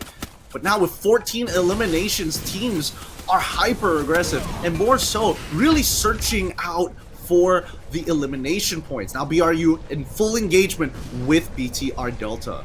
So far, they've been tied 1-1 today in terms of a 4v4 engagement against each other. Both were in the final phases of the game. BRU, they're just gonna just ignore BTR for a bit, gonna focus on AG Global on the other end. They understand that this is just not as simple as a 4v4 fight. External forces beckons. BRU still able to maneuver pretty well despite being sort of exposed to not just AG Global but also BTR if they peep up the balcony. It's assuming that they do. Caramel is going to be coming back down with Revive, but trying to blow that monster truck up. Last piece of cover for them, temporary cover that AG actually has. Final ring is here. Do see that Star Knight's going to be looked upon by everybody. BRU, even Bigatron Delta, not taking, honestly, just allowing BRU to just sit under them for the time being. They don't mind taking pressure knowing that BRU can shoot back. But at the same time, BRU are making sure that they get rid of the temporary cover and they find the opportunity to actually make it in and clear up the members. A good launcher coming out from BRU once again, opening things up. Yeah, Jonah got a two-man destruction with the grenade launcher and even get the third at the very end. This is the best case scenario for BRU. They look for potential second booyah as AG Global and WAG fighting their own battle. AG Global obviously on the losing side. Sci-Fi is eliminated. This is the best round for WAG so far today. The win rate actually favors them a little bit, 54% to 46%. But BRU can easily turn that around. Statistics do not fully describe the power that they actually have. Wasana with Tatsuya. Allen instantly tries to challenge him. Wasana needs to go right now. Cluster does zone outsiders for a while. You see the A124 disabling gets High's ability. The Tatsuya will be out of commission for a while. Riptide Rhythm from Mochi breaks down the glue wall, split the battle line. Wasana survives a 3-man enclosure. Breaks free of it, but Jonah is not so lucky. Allen sprays him down mid-air with the Trogon. X4 does go down. Get High with a snipe. WAG scramble to find the second target. Krillin goes down, X4 gets back up. It is a mess in the middle of the circle. Absolute mess, but we're coming to the closure here. 3v2 so far, 3v1. BRU are losing members, and Moshi can only do so much against the full fighting force and a tethered up Allen as he chases him down to find the booyah. WAG recover. And the W in this team stands for win. Best round today, very much needed round in fact to keep them in a rat race against teams like Falcons, attack all around, and even to pull themselves away from BTR. Considering that BTR didn't make it as far, WAG will breathe a sigh of relief as they still have a chance to break it in the top 5. I mean, it could have come at a better time. It really could have come at a better time. Again, desperation forces teams to do some crazy things, but it's great to see that WAG has put themselves back on the board. What a performance at the very end, and even Allen, talk about his support system to X4 stepping up, Krillin as well coming in as kind of the 5th member after they swapped the Ghost out, also putting in work. Everything definitely started with Allen getting the spray down onto Jonah, and at the end cleaning the battlefield up, isolating the members of BRU. Very, very important, and outdoing them with numbers. Yep, outdoing them in numbers, and that, honestly, I feel like the tether is making it really, really difficult to find the trade in the first place. But overall, I mean, this game has been pretty bloody, right? Everybody on the southern side didn't really get to move out of their positions. Twisted Minds, I think, were really unfortunate because they came out with a lot of eliminations, right? Flanking and eliminating a lot of the teams on that southern side of Deca Square, but they never really recovered every single one of those revives. It's just constant pressure from every other squad. Even Twisted Minds have been doing that, but of course they finally met their end when they pushed their luck a bit too far. This one, the grenade launcher, a couple of grenades lob, and then an RGS from Jonah to really open up the battlefield. That's 3 knocks just from a couple of explosions. At the very end is WAG really making it hard for the side of BRU. X4 zoning out Moshi even, and making sure that he does not get to contribute from long range. That is how you do with BRU. Pressure points are available, you just gotta find it. Yeah, really good identification coming in from WAG. At least now that they're back on the board, we can hope that maybe they're going to right a couple of wrongs on our very final map here today. We don't know what it is. It's still going to be random. I'm feeling like Bermuda would be the most ideal for everybody at this point, considering how aggressive they're being so far. But then again, it's random. It might not fall on it. For me, if everyone wants to play aggressive, I highly recommend Kalahari, because that's where you spin the wheel, right? You get aggressive, you get punished very easily, but teams that pull it off, it looks really good on them. But then again, if you ask me what random maps I want, I would always say Kalahari. Yep. Not too surprised there. Not too surprised with your opinions overall about that map, but maybe for some of these teams that could be something that is helpful. Overall, we did see a bit of a general shift in the mindset of these players now, looking for these elimination points and not just about finding the best position in the ring. Because earlier today, we were seeing teams take early aggression. That's fine. First 2 rings, take as many fights as you can, and then after that start making hard reads on what 4th and 5th ring is going to look like. Yeah, and I think, for the read, as for kind of the rotation as well, we're seeing BRU in fact slowing things down a little bit, right? I think a season ago they would have been the first one, or at least the top 3 to get into the circle as soon as possible, but they've adapted, now playing from outside of the ring and just bulldozing through every single team.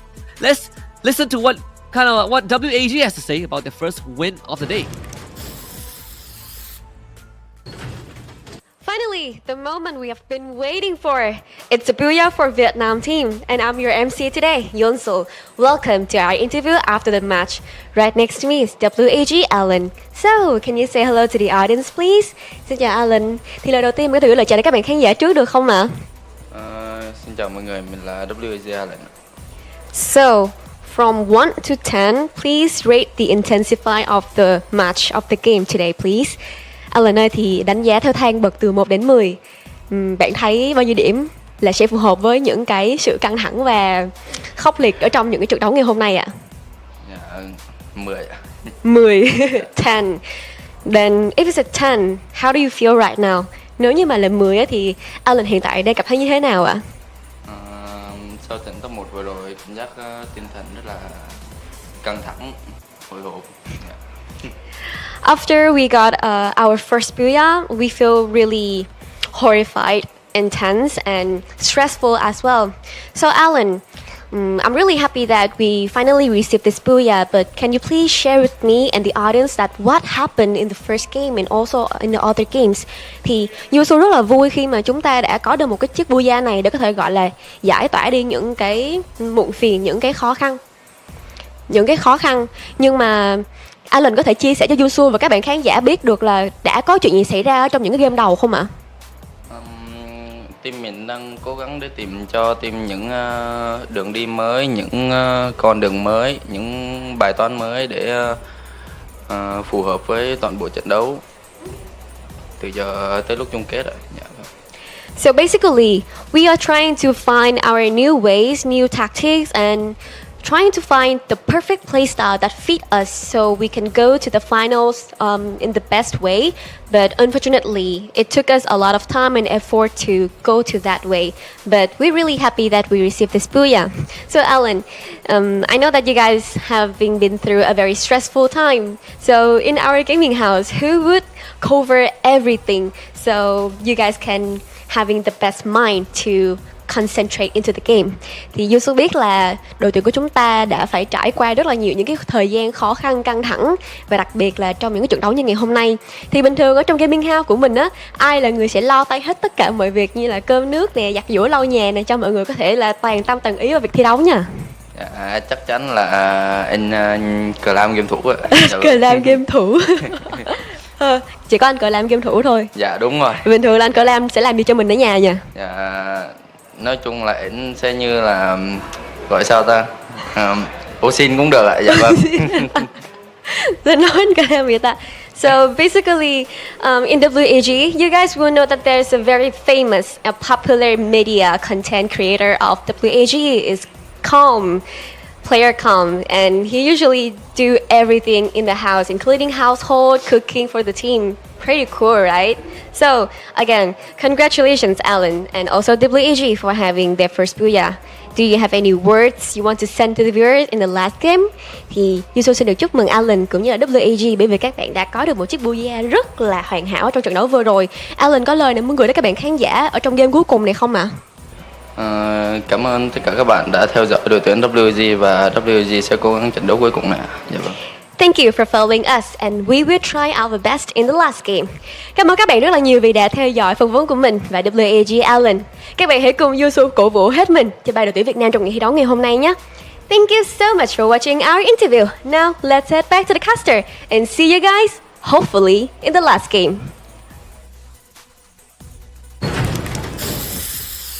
Hopefully we will meet again. Thank you, Yunsu and Alan. A lot of insights. Always love the interview from her.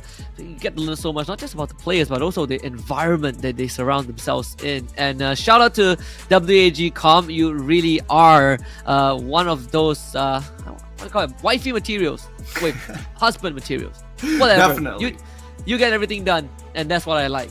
He gives a new meaning to "I got you," right? And no matter what your problem is, hey, need to get carried in game, hop into the backpack. Hey, need some food? I got you, man. Every single time, he's reliable, and I think that WAG need to find that level of consistency. They've got some interesting compositions going around, and yes, they are playing like a team. But at the end of the day, consistency is going to be key. And so far, it's great to see that WAG has found their momentum again. But Xmore coming in pretty hot here, harassing a lot of players with 4,000 worth of damage and 4 elims here in Game 5. Yeah, good to see him back on the cards again. This time running the Iris, one of the more rarer characters being selected because it really kind of locks you into playing that sniper rifle. You don't really benefit from anything else unless you're playing from long range. Of course, Alan is there as the backbone of the team. It's pretty interesting to listen to him say that they have been really spending a lot of time to try and find the perfect playstyle that fits them.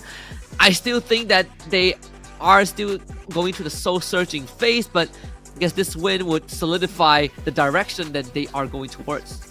Yeah, and honestly, the direction can change every single day here at FFWS, right? We've seen the change and shift the mentality of players midway of today already, starting off really aggressive and then chilling out and then eventually going all guns blazing, everybody just looking for eliminations. We see Alan at 7 eliminations as the elim leader, but then even Diamond was being aggressive, Duo was getting involved, even Krillin making sure that he's backing up his boy Alan as well. Yeah, not a common sight, honestly, to see Krillin in the Illim leader chart, let alone Alan. So WAG really finding that step-up moment. But Diamond, Duo, Cypher, these are all very common names, and it also kind of explains, also kind of gives a good explanation to people who wonder how are these teams who are not getting booyahs stay in the running for top spots, because they keep getting eliminations. Key players of the game, Export with the most damage dealt, Diamond with 8 headshots, and Cypher with the most blue wall used. Hopefully for some of these teams, especially for like AG in particular, really need to find a place. They've kind of figured out the early game at this point, but they haven't figured out the mid to late game. Now that the mentality has shifted, they want to be aggressive, and it looks like teams are posing resistance to that. So that means their timings need to change in terms of where they start picking and choosing their fights. They could look to just not fight early and then start working around some of the squads later down the line, maybe towards mid game. But that's 30 total points for WAG this time, and even for AG Global, right? 22, finding 14 eliminations of their own, but only 8 placement points. They're getting close here. It looks like finding the eliminations has been working out for them. 100%. And this not only puts WAG, it gives them a confident boost, but also helps them push past attack all around. Officially in top 5 as of the previous round, and that's going to make BTR's job a whole lot harder, because they are almost 100 points ahead of BTR, who has shown us some great rounds, but also some rounds where you really wish that they would have done a bit better. For BRU, 2 points away from 800. it just comes down to one decision, right? Like between BTR and Twisted Minds in that previous game, one decision is what costed them a majority of the map. And more importantly, I think that Twisted Minds was a lot more devastating because it was already pretty deep in the ring and there were a lot of POIs to work from. They were getting revive after revive at the cost of currency, but really that's going to run out at the end of the day. Even for BTR, right? Taking the early aggression from so early on here at FFWS is scary because now every team is aware that they're going to do that. Yeah, with that being said, we gotta take a look at the map selector for the upcoming map. Let's see what we roll this time, right? The random map is always kind of a fun mini game for me because we get to really see how the chips fall. In this case, seems like we're going to Alpine again. Oh, Alpine again. It looks like, I mean, these final maps between Alpine as well as Bermuda coming up pretty often here. Alpine in particular, going to be an interesting one. We did see that BRU dominated on it. Let's see if they can pull that same performance again based off what they've learned. And honestly, for the top three teams, it could have been anybody's game, honestly, but we'll see whether or not going to be a big game changer for Twisted Minds. It could be BRU's game for sure. They are still the best team on Alpine. If they can get another booyah here, I mean, they are getting into 800 points for sure, but this booyah could set them miles apart of everyone else. Even look at the top three teams, right? 248 points for BRU. You compare them to Attack All Around, they are 70 points ahead. That is outrageous. Woo! Really outrageous, as a matter of fact. Really setting themselves apart. Really, truly built different. But I guess now that we're going back to Alpine, it's good for Attack All Around, considering that they are contested for their spots. Maybe they might be able to try and catch up to WAG. It's really a battle between the both of them for top 5 at this point in time. Yeah, there is still a big possibility for WAG to kind of catch up to the spot. Even I think in this case for Attack All Around, they are 8 points. Well, Attack All Around is not 8 points, excuse me, 5 points of being tied up with WAG. Then it's not that far behind, honestly. If WAG can finish today, this week, in top 5, I would be just wildly impressed. That's all I would ask for. Well, here in Alpine, make sure you get your winter clothing ready. It's going to be a chilly sight. Let's see how our survivors are going to deal with this new climate here in Alpine once again. And maybe they could change the outcome. But let's start off with the flight path. Let's see what the flight path is going to be. Scoob, we've been having very good flight paths the entirety of today. Let's keep it up. Make it 6 for 6. Absolutely. See how generous can this get. Everything brought to you by, of course, the Galaxy S24 Ultra, keeping the win streak alive, making sure that every single moment of your gaming experience is tip top. And we maintain the good flight path record, 6 out of 6 today, as he cuts right down the middle. Very generous today. Very, very generous by our Free Fire gods. Looking at the drop spots, Doc is going to be dominated by PE Sports. BTR are going to find their own little island, but AG making sure they have control over Stadium, but they will slow down and drop it into Rai, with Du going to make sure that these outer compounds are going to be taken care of. The first ring, very generous as well, right smack in the middle of the map. Making sure everyone gets a fair start, so no one can... So no complaints about kind of the circle being uneven. There could be this 1v1 standoff. A lot of footsteps from Keybase, and that is going to draw Twisted Minds to him for sure. See, the encounter happens. Twisted Minds, actually, whoever that is, did slow down at the end. So it's going to allow Keybase to use the Tatsuya dash to kind of get distance to go to Sunside. Yeah, once you're at the solar panels, it's safe way ahead. If he gets shot right now, he has plenty of places to turn and quickly get into cover. He's going to turn around, though. He wants to make sure that his back is completely clear. We're going to cut on over to the Star Knights on the north side by Garrison. They're already into the ring. They can hold their position if they want to, but it looks like they're transversing deeper in. They're really trying to make sure that they won't be affected too much by the upcoming few circles. But there are teams that like to be in the center, or at least close to it. In this case, we're seeing Attack All Around, just moving north from their drop spot. That could put them at odds with Star Knights. Well, let's see if that actually happens, because Attack All Around have been laying the punishment onto the Star Knights, usually in the middle of the game, but this early on, let's find out. With 30 seconds left before the blue starts closing in, Attack All Around stalk and just wait patiently, hoping that the Star Knights might walk into them. But we're going to cut over to Heavy and as well as Vamos right now, as Heavy is about to enter the perimeter of Vamos, and I'm pretty sure that Mika and McRory are aware.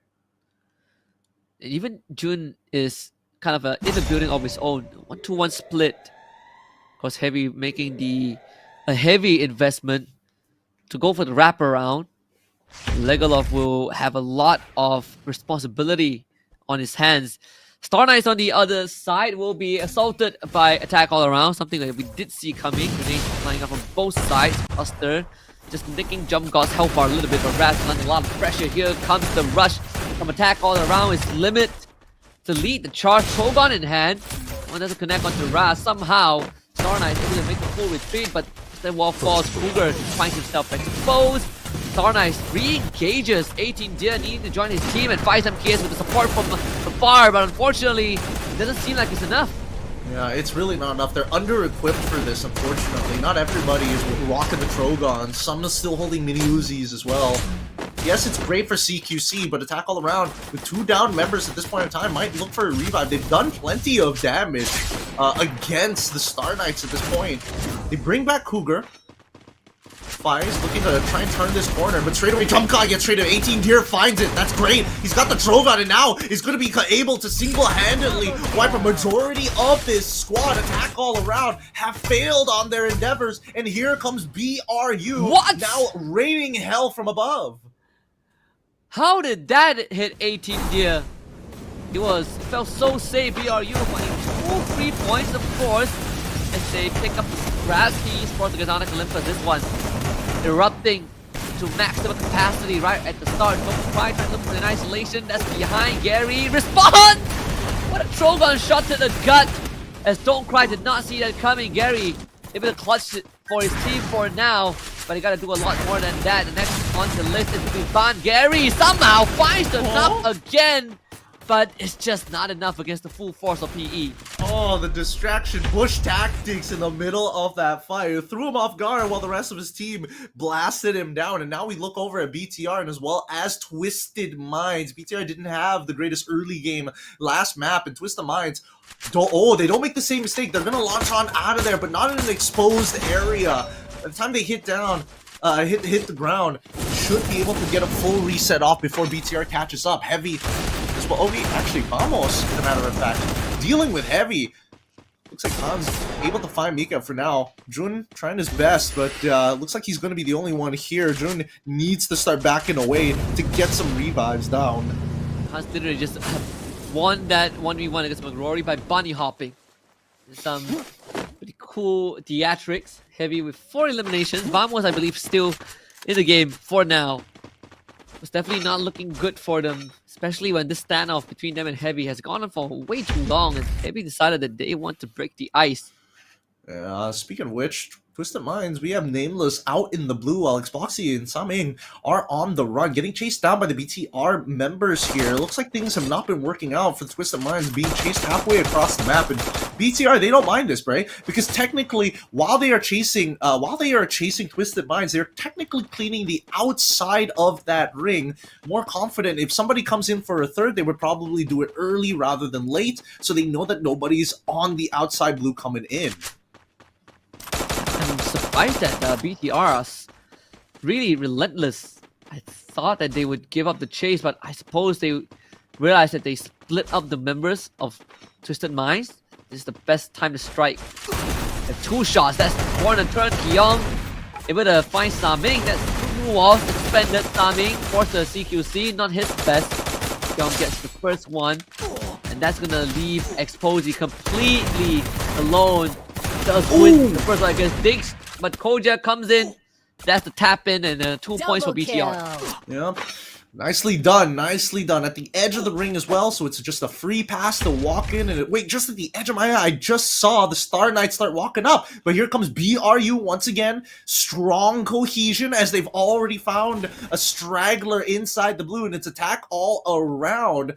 Unfortunately, going down pretty quick here, the rest of the members of attack all around quickly bail out in towards the ring. BRU also have to start moving as they are in the blue. Still the second ring.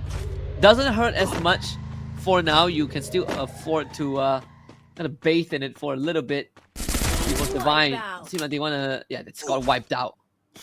Gem God fighting the straggler, so that's 3 points for attack all around.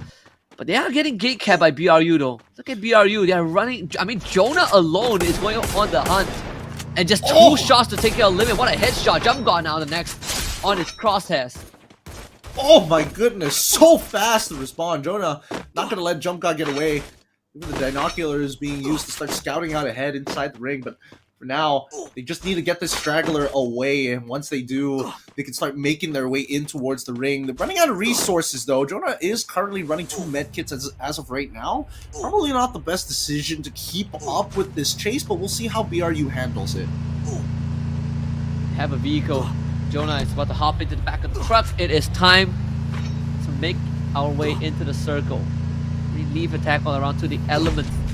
I don't really have to worry too much. WAG will be in the clear for now. Should be able to spot out the members of Heavy. Vitan holding that bridge, but inevitably he will have to move as he start taking excessive access damage from the blue zone. WAD definitely feel a bit safer. Yeah, they don't mind. They can just wait this out, right?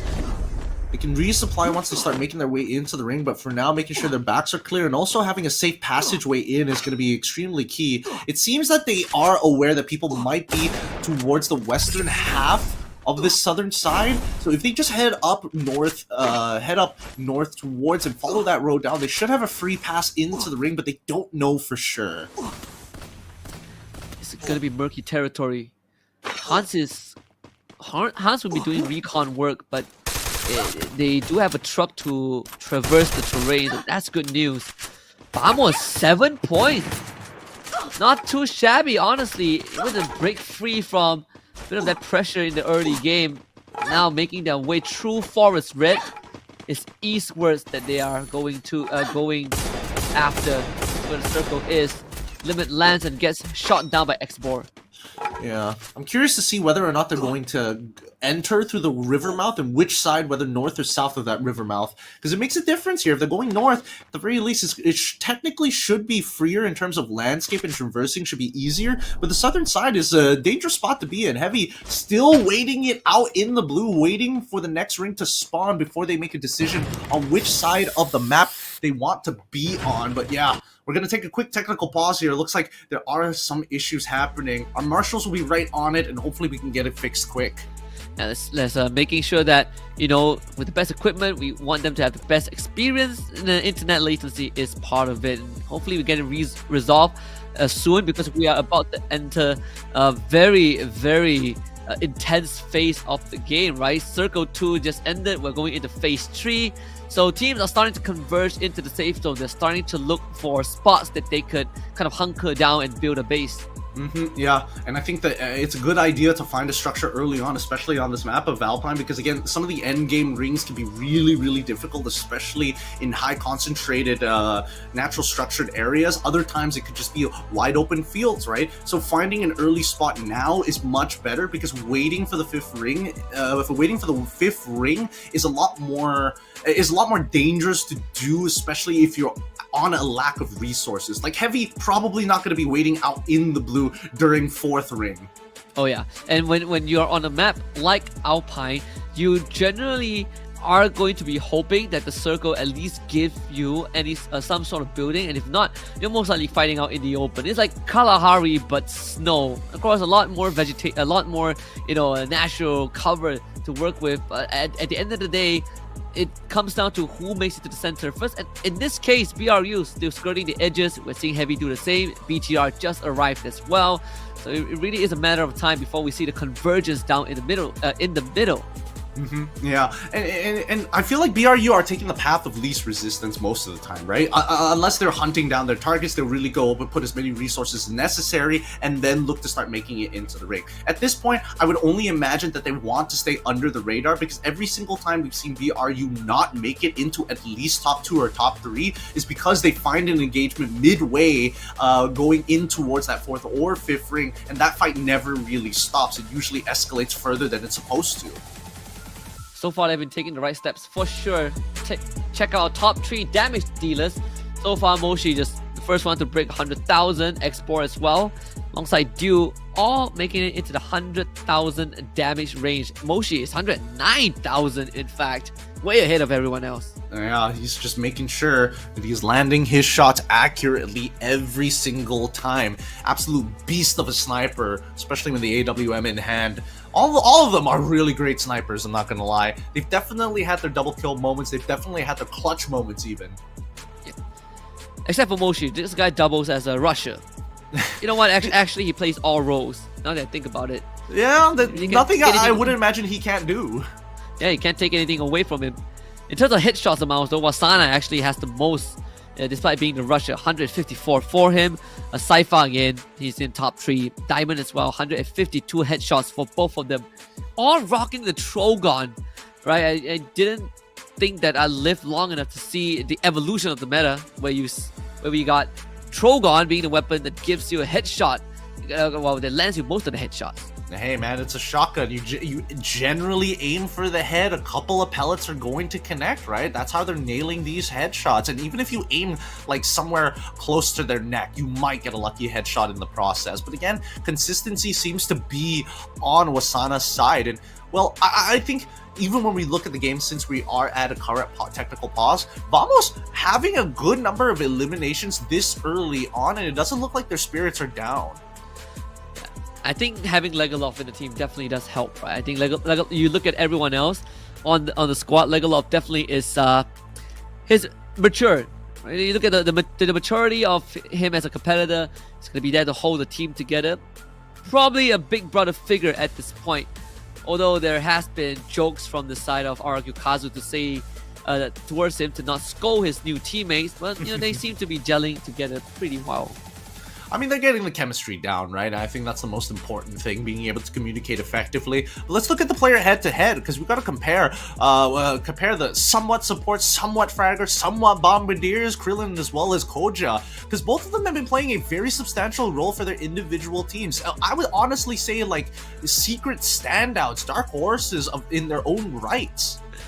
I think Koja definitely has really, proven his worth today, if he hasn't yet. 2 MVP titles. Krillin didn't make it to the podium of MVP, but secretly has been a great support system for the team. 7 kills, I remember, was his 7 eliminations, I believe, was the highest amount he got this game.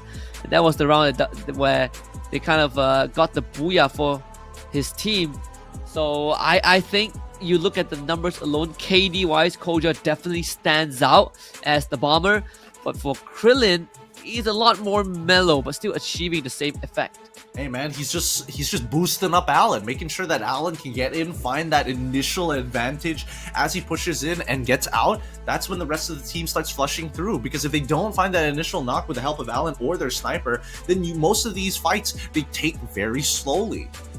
Yeah, and even the stars to watch for this time is going to be Dew, Don't Cry, and Jump God. And I mean, Dew is just...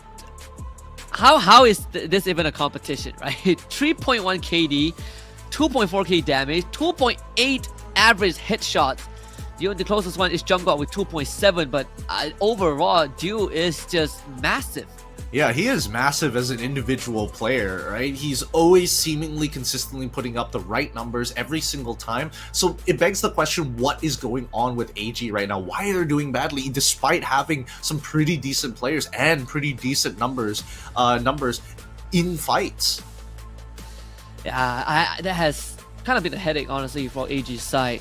They have pretty good, they have one of the best mechanical players, and it's not to say that they have not been at the top before. Dew probably was one of the closest members on that team to come close to a world championship title. They slip away from him when he was with Nigma Galaxy. I think they finished 4th or 5th because of a horrible last round. So to see him still trying to find his stride, at least in the team environment, that one, I suppose that they still have some time to make up for it. Back in the game though, a couple more teams remain. Yep, let's find out here because I'm seeing that AG going to be throwing out that UAV towards BTR side while PE Sports watches carefully from within the ring. Now, this could be a make it or break it for AG, right? This is where we see them generally struggle. They got hyper aggressive the last time, getting third upon thirds. Now, with AG launching themselves in towards the ring side, looks like BTR are going to take the eastern side of the upcoming ring. I love this move from BTR. It not only allows them to get into the ring, but if there's ever a fight, it could actually be the third party. Unlike this gathering at the middle, Heavy decides to show up. Actually decides to not land on top of the structure, seeing the attack all around have already taken point, but that exposes them not only to attack all around, but also to WAG and Vamos. And Hans, he's the one that's going to take a beating first. Yeah, and no angle is really safe. All you're going to have to hope for is to apply enough pressure to flush him out. And unfortunately for Jump God, did not get the memo here. They are going to throw the Riptide Rhythm towards BRU's side of the map, the north side. Nobody's really watching their backs. That's why Vamos has been able to creep up. Finally, somebody turns around and they notice, oh yeah, there's WAG behind us. And even the, did the Star Knights want to be part of that too? No. Looks like the Revive spots out the members of Attack All Around as well as Heavy, and they're going to start turning their heads. Best bet is to use that Revive in this particular situation as a recon drone. So LB on the other end. I mean, BTR, again, I say that they made the right choice. Now the challenge is, if the circle moves away from them, then they gotta start getting a lot more active. PE Sports is that roadblock. So this next circle is crucial for BTR. It's very crucial indeed. That north side has barely any cover to play with, right? You're going to have to hope that every team looks away. Let's see the next pull. It pulls more towards the southern side, so maybe not so much of a hard push for the side of BTR. They can actually slow rotate into the ring, knowing that they are on the shorter side, so technically the blue catches up. The speed of the blue closing in on the shorter side is going to take a lot longer compared to the long side. Because of the movement of the circle, almost 80% of the teams now have to make their rotation. The left stranded at the outside, Vamos making it in and losing 2 members instantly. Just 2 separate teams. It's not looking good for them. Okay, just get knocked down by Get Nice with the troll gone, but McRory, he's out of here. So Vamos, despite a pretty good start, now are left with 2 members in the final circle. Yeah, and it looks like BRU launched their way into Attack All Around. It doesn't look like they're on the same floor, but they do expect Attack All Around as well as Heavy to eventually give up this spot, right? Or they're just going to play around the base of it. Because now Twisted Minds are attacking the Star Knights. While we see PE Sports having to defend their own against BTR, this is going to be a very important battle. And it looks like the Star Knights are going to get eliminated at 10th. PE still hunkering down, fortifying their position even more. They cannot let BTR get in on this building. It's the only one right smack into this 4th ring. They go to the 2nd floor, and they might actually go for the jump out here if they're brave. But there's too many teams to actually do it. Don't Cry makes the call. He spots out Twisted Minds. They've got their number. It's better just to hold out. So much demands and so little supplied. Property value of that building is going through the roof. PE will hang on with their lives or will die trying. BTR decides to infiltrate the 1st floor for now, as you see pickoffs happening across the map. BRU making a mad dash towards cover right through the garage. There you go. Vamos knocked out, eliminated by WAG and Heavy. Combined efforts of the Vietnamese squads. Circle pulls right to Twisted Minds, as now they become the sole owner of the safe zone. Yeah, it looks like Attack All Around. I'm not sure if I saw that correctly. We'll see in just a little bit, but BRU have taken full control over that position and eventually will start pulling in towards Heavy's side. Now, what they don't realize is that Heavy is getting pincered in. WAG are actually in a full committal fight towards their side of the map. Another fight breaking out on the other structure, but BRU, they don't mind just watching this, right? Allow WAG to get closer and closer. If they try to go into the blue, they're going to get blasted. If they're going to try and take the bottom floor through the outer door, they're also going to get blasted. to be the infighting of the Vietnamese. Dude does take out Ekal with the ice grenade. Hyung also put out of commission. So AG Global winning out the fight between them and BTR, but BTR not done just yet, not willing to go down without a fight. AG Global will just surround this building. The first floor occupied by BTR, second floor occupied by PE. As BRU finds the 7th elimination, this is such a mess. AG Global takes out Bigatron Delta. And finally, they have to give up the real estate. They could tank the blue for a little bit, but it's not worthwhile. With so many blue walls still available, BRU still pushing in very, very hard, taking out Heavy in the meantime and conquering the western border of this ring. Now everybody is pushing through the southern side, and Twisted Minds have the killing floor. PE Sports the next to fall here. AG still holding on, but even for WAG, they must turn around to actually face off BRU. 9 eliminations achieved by Twisted Minds, having the prime position of this map, with WAG the next to fall in 4th. Retire rhythm to get rid of all the glue walls, and a single shot to the heart. Dude is out of here. 4v4 is a full fight. Jonah already put out of commission. He's the one with the RGS, so no grenade launches for BRU to work with. Wasana, they go for the rush. A wraparound 360 Exposy completely caught off guard.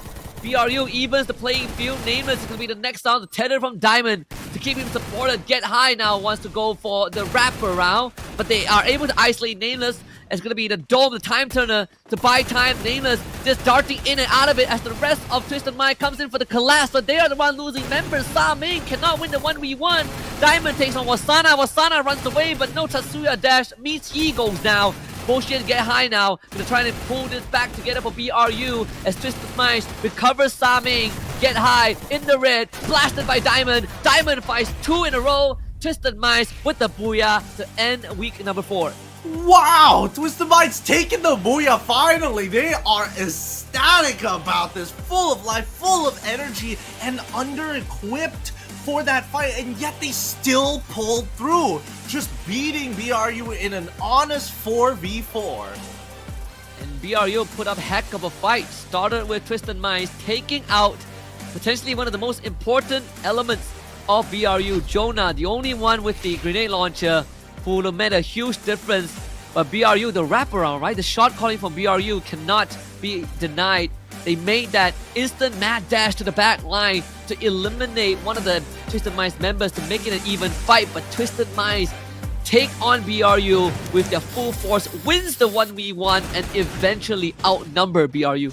Personally, I thought it was really dangerous because we're seeing a POV of Dangerous here, right? He made the initial push, and I feel like he overextended because, again, he is the one who's going to get, he is the output of that tether. So he doesn't mind actually taking proactive trades against his opponent because he can recover up very quickly afterwards. And that's when we see that BRU avoid him. But eventually, once they have to take him on head on, it's like you're fighting the life bar of 2 people, and every single moment they waste, he's going to be able to regenerate. Just very good movements from Twisted Minds, right? Finding isolated fights. And the fact that, you know, they were able to recover Sa Ming, despite Sa Ming being knocked down, I think that was also very crucial to give them the numbers advantage. Of course, even the highlight reel, this final round, extremely messy. A lot of teams finding themselves in these early engagements, but never really a finisher. So the revives come true. A lot of teams enter the final few phases with less than full squad. But when these big fights break out, it was BRU and Twisted Minds that really took advantage of the situation. Yeah, they really did. I think Twisted Minds, they were very happy with the way the ring actually pulled. They knew that they were in prime position to start forcing everybody else on the southern side to bleed. But I definitely think that some of these teams really need to stop relying so much on just structure, right? It's also about who currently is holding the attention of their opponents, whether line of sight is even broken. And yes, this final ring is a little tough because it's high to low. Not the steepest of hills, but enough for Twisted Minds to be able to see the entirety of the end game. Oh yeah, 100%. Of course, some people would say, you know, they kind of lucked out with the circle, but we kind of put it out there, right? In the Twisted Minds, there's a chance that they get control of the circle. Let's listen to what Twisted Minds had to say about that booyah.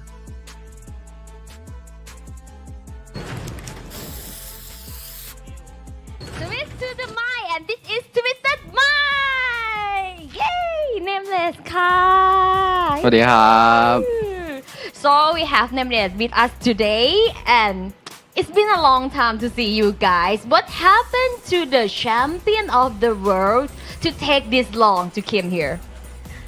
ก็เราไม่ค่อยได้ออกมาคุยกันสักเท่าไหร่ก็เลยถามว่าเกิดอะไรขึ้นกับแชมป์เก่าจากทัวร์ระดับโลกที่ผ่านมาช่วงเดือนเมษาทำไมถึงใช้เวลานานถึงจะกลับมาอยู่ตรงนี้อีกครั้ง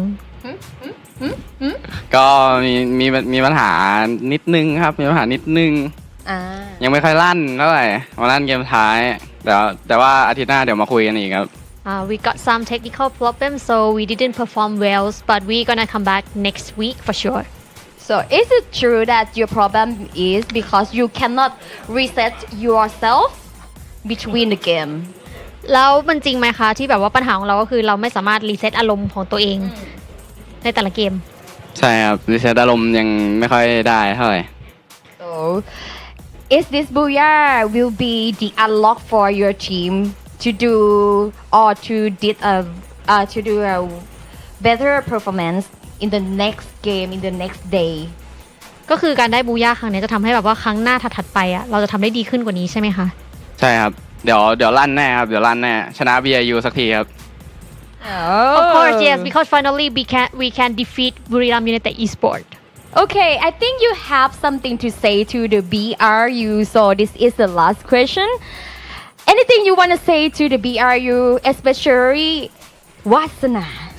มีอะไรอยากฝากถึงทีมบุรีรัมย์ไหมคะโดยเฉพาะวาสนาป้อนพอแล้วป้อนพอแล้วเข้าใจแล้วประมาณนี้ Okay so Wasana enough I already understand well So you get it what he want to say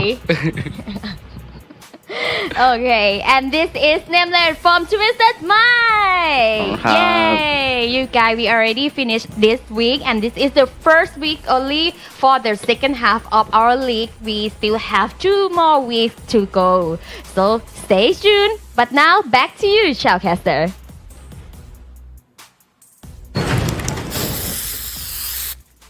Heard from the man, they hope to beat BRU, but they actually have done it before. That's how they became the first team in SEA to qualify for EWC. But to do it 2 times, well, that's gonna be historical. So good luck to Twisted Minds in the future rounds as we wrap up the first week of the second half. Yeah, it's been a very exciting past couple of days of casting. I'm not gonna lie. Both again, we're seeing many different sides of each of these groups now feeling that pressure that they're running out of time to qualify for that top 12. Yeah, there's still how is it? 24 rounds for each of these teams before we close out the knockout stage and proceed to point rush. But in the race to top 1 at this point, it's going to be a mountain to climb, right? Someone has to set a world record, an incredible run in one of the days to even get close to BRU. But again, group stage is for bragging rights. When you get into the grand finals, that's where you really cement yourself as at the best. But today has been full of surprises. We've seen a lot of teams really step up to the occasion and also some that fell short. Yep, many teams were trying different things, but we gotta give it to our MVP of this game, Twisted Minds Diamond. He's been playing very hot today, being proactive across the map and getting a lot of the eliminations, a majority of them actually, for Twisted Minds throughout today. Even in the final sequence, right, it was Diamond and Nameless, the dynamic duo to get to kind of put in the finishing touches onto BRU. 9 eliminations, really setting the bar for just total eliminations collected by a single individual. She took at the Booyah team stats as well. The double Tatsuya, they even bringing a Skylar, and it's just Nameless in a supported role. In this case, it's making sure that he also has his own flavor, right? Usually people will take the Skylar, or sometimes you take the Chrono, but not Nameless. Yep, I mean, that tether has been doing wonders for WAG and as well as Twisted Minds, especially when it comes down to the squad v squad, and especially whoever you're tethering to is taking that damage first, right? The fast recoveries making all the difference here. Saming unfortunately may not have gotten the best game that he's played so far, only finding 3 assists this time, no headshots whatsoever, and even the damage number is not on his side. But overall, the rest of his team definitely feel a lot warmer today. Yeah, it does feel like it. We even have Diamond, we talked about him, 9 eliminations, followed by Exposy, Get High, Dew, all with 4. Man, Dew somehow still Someone from AG Global always slips into the top 5 elim leaders every single round, but cannot forget about Wasana, who has 3 for himself. There's really not much team that utilizes the Cassie with electrotherapy, but it's good to see that, for Twisted Minds, they stick to what they believe in, and that landed them the win. Key players: Diamond, most damage dealt; Cougar, medic of the game; and Wasana, the builder. Yep, and that's what we want to see, right? We want to see people start getting really creative with their compositions and how that's going to affect their overall gameplay. I mean, Nameless can keep up with his entry with his rusher while still keeping him tethered without breaking that distance, because he can buy the active skills of Tatsuya in the market itself, right? Having that extra dash makes him a legitimate threat as well, not just Nameless. But our MVP leaders at the end of it has to go to RRQ's Mal with 6 MVPs, 85 elims, and then we look at some of the other elimination leaders with only 4 MVPs, with Wasana in second place and Diamond in third. That's why only Mao was smiling in that picture. Everyone else is stoic because they haven't been in first place just yet. Game standing though, Twisted Minds 26 points for them, and BRU once more racking up 19 despite not winning the round, followed by AG Global, then Heavy and PE Sports. One of the better rounds for the 2 Vietnamese teams. Oh, absolutely, of course. But in terms of eliminations, not as bloody as our previous map. Definitely a lot more conclusive with their fights. With the Day 12 summary already listed out, we see that BRU still in that top spot, earning themselves 127 points. A ridiculous amount of points because of their 52 placement points and 75 eliminations, topping the charts. Even Twisted Minds able to overtake BTR despite just getting a Booyah, and the only difference maker was eliminations. BTR had a strong start, shaky mid-game, but the end game, not really what we were looking for. Round 4, game 5 and 6 was kind of a bit of a miss for BTR. Surprisingly enough, even AG Global, as much as we say that they kind of flew under the radar, they still clocked in 91 points, and I mean, for me, that's more than enough. That's why everybody changed their position to let's play for position to let's play for elimination points, and we definitely see those being applied here today. We look at the overall standings, and of course BRU breaking the 800 mark already, no problems with 9 booyahs and 48 games already played. This team just seems to never have a bad day. Never a bad day for BRU. It's just it's a horrible day for everyone else, right? On their bad days, they still outshine most people.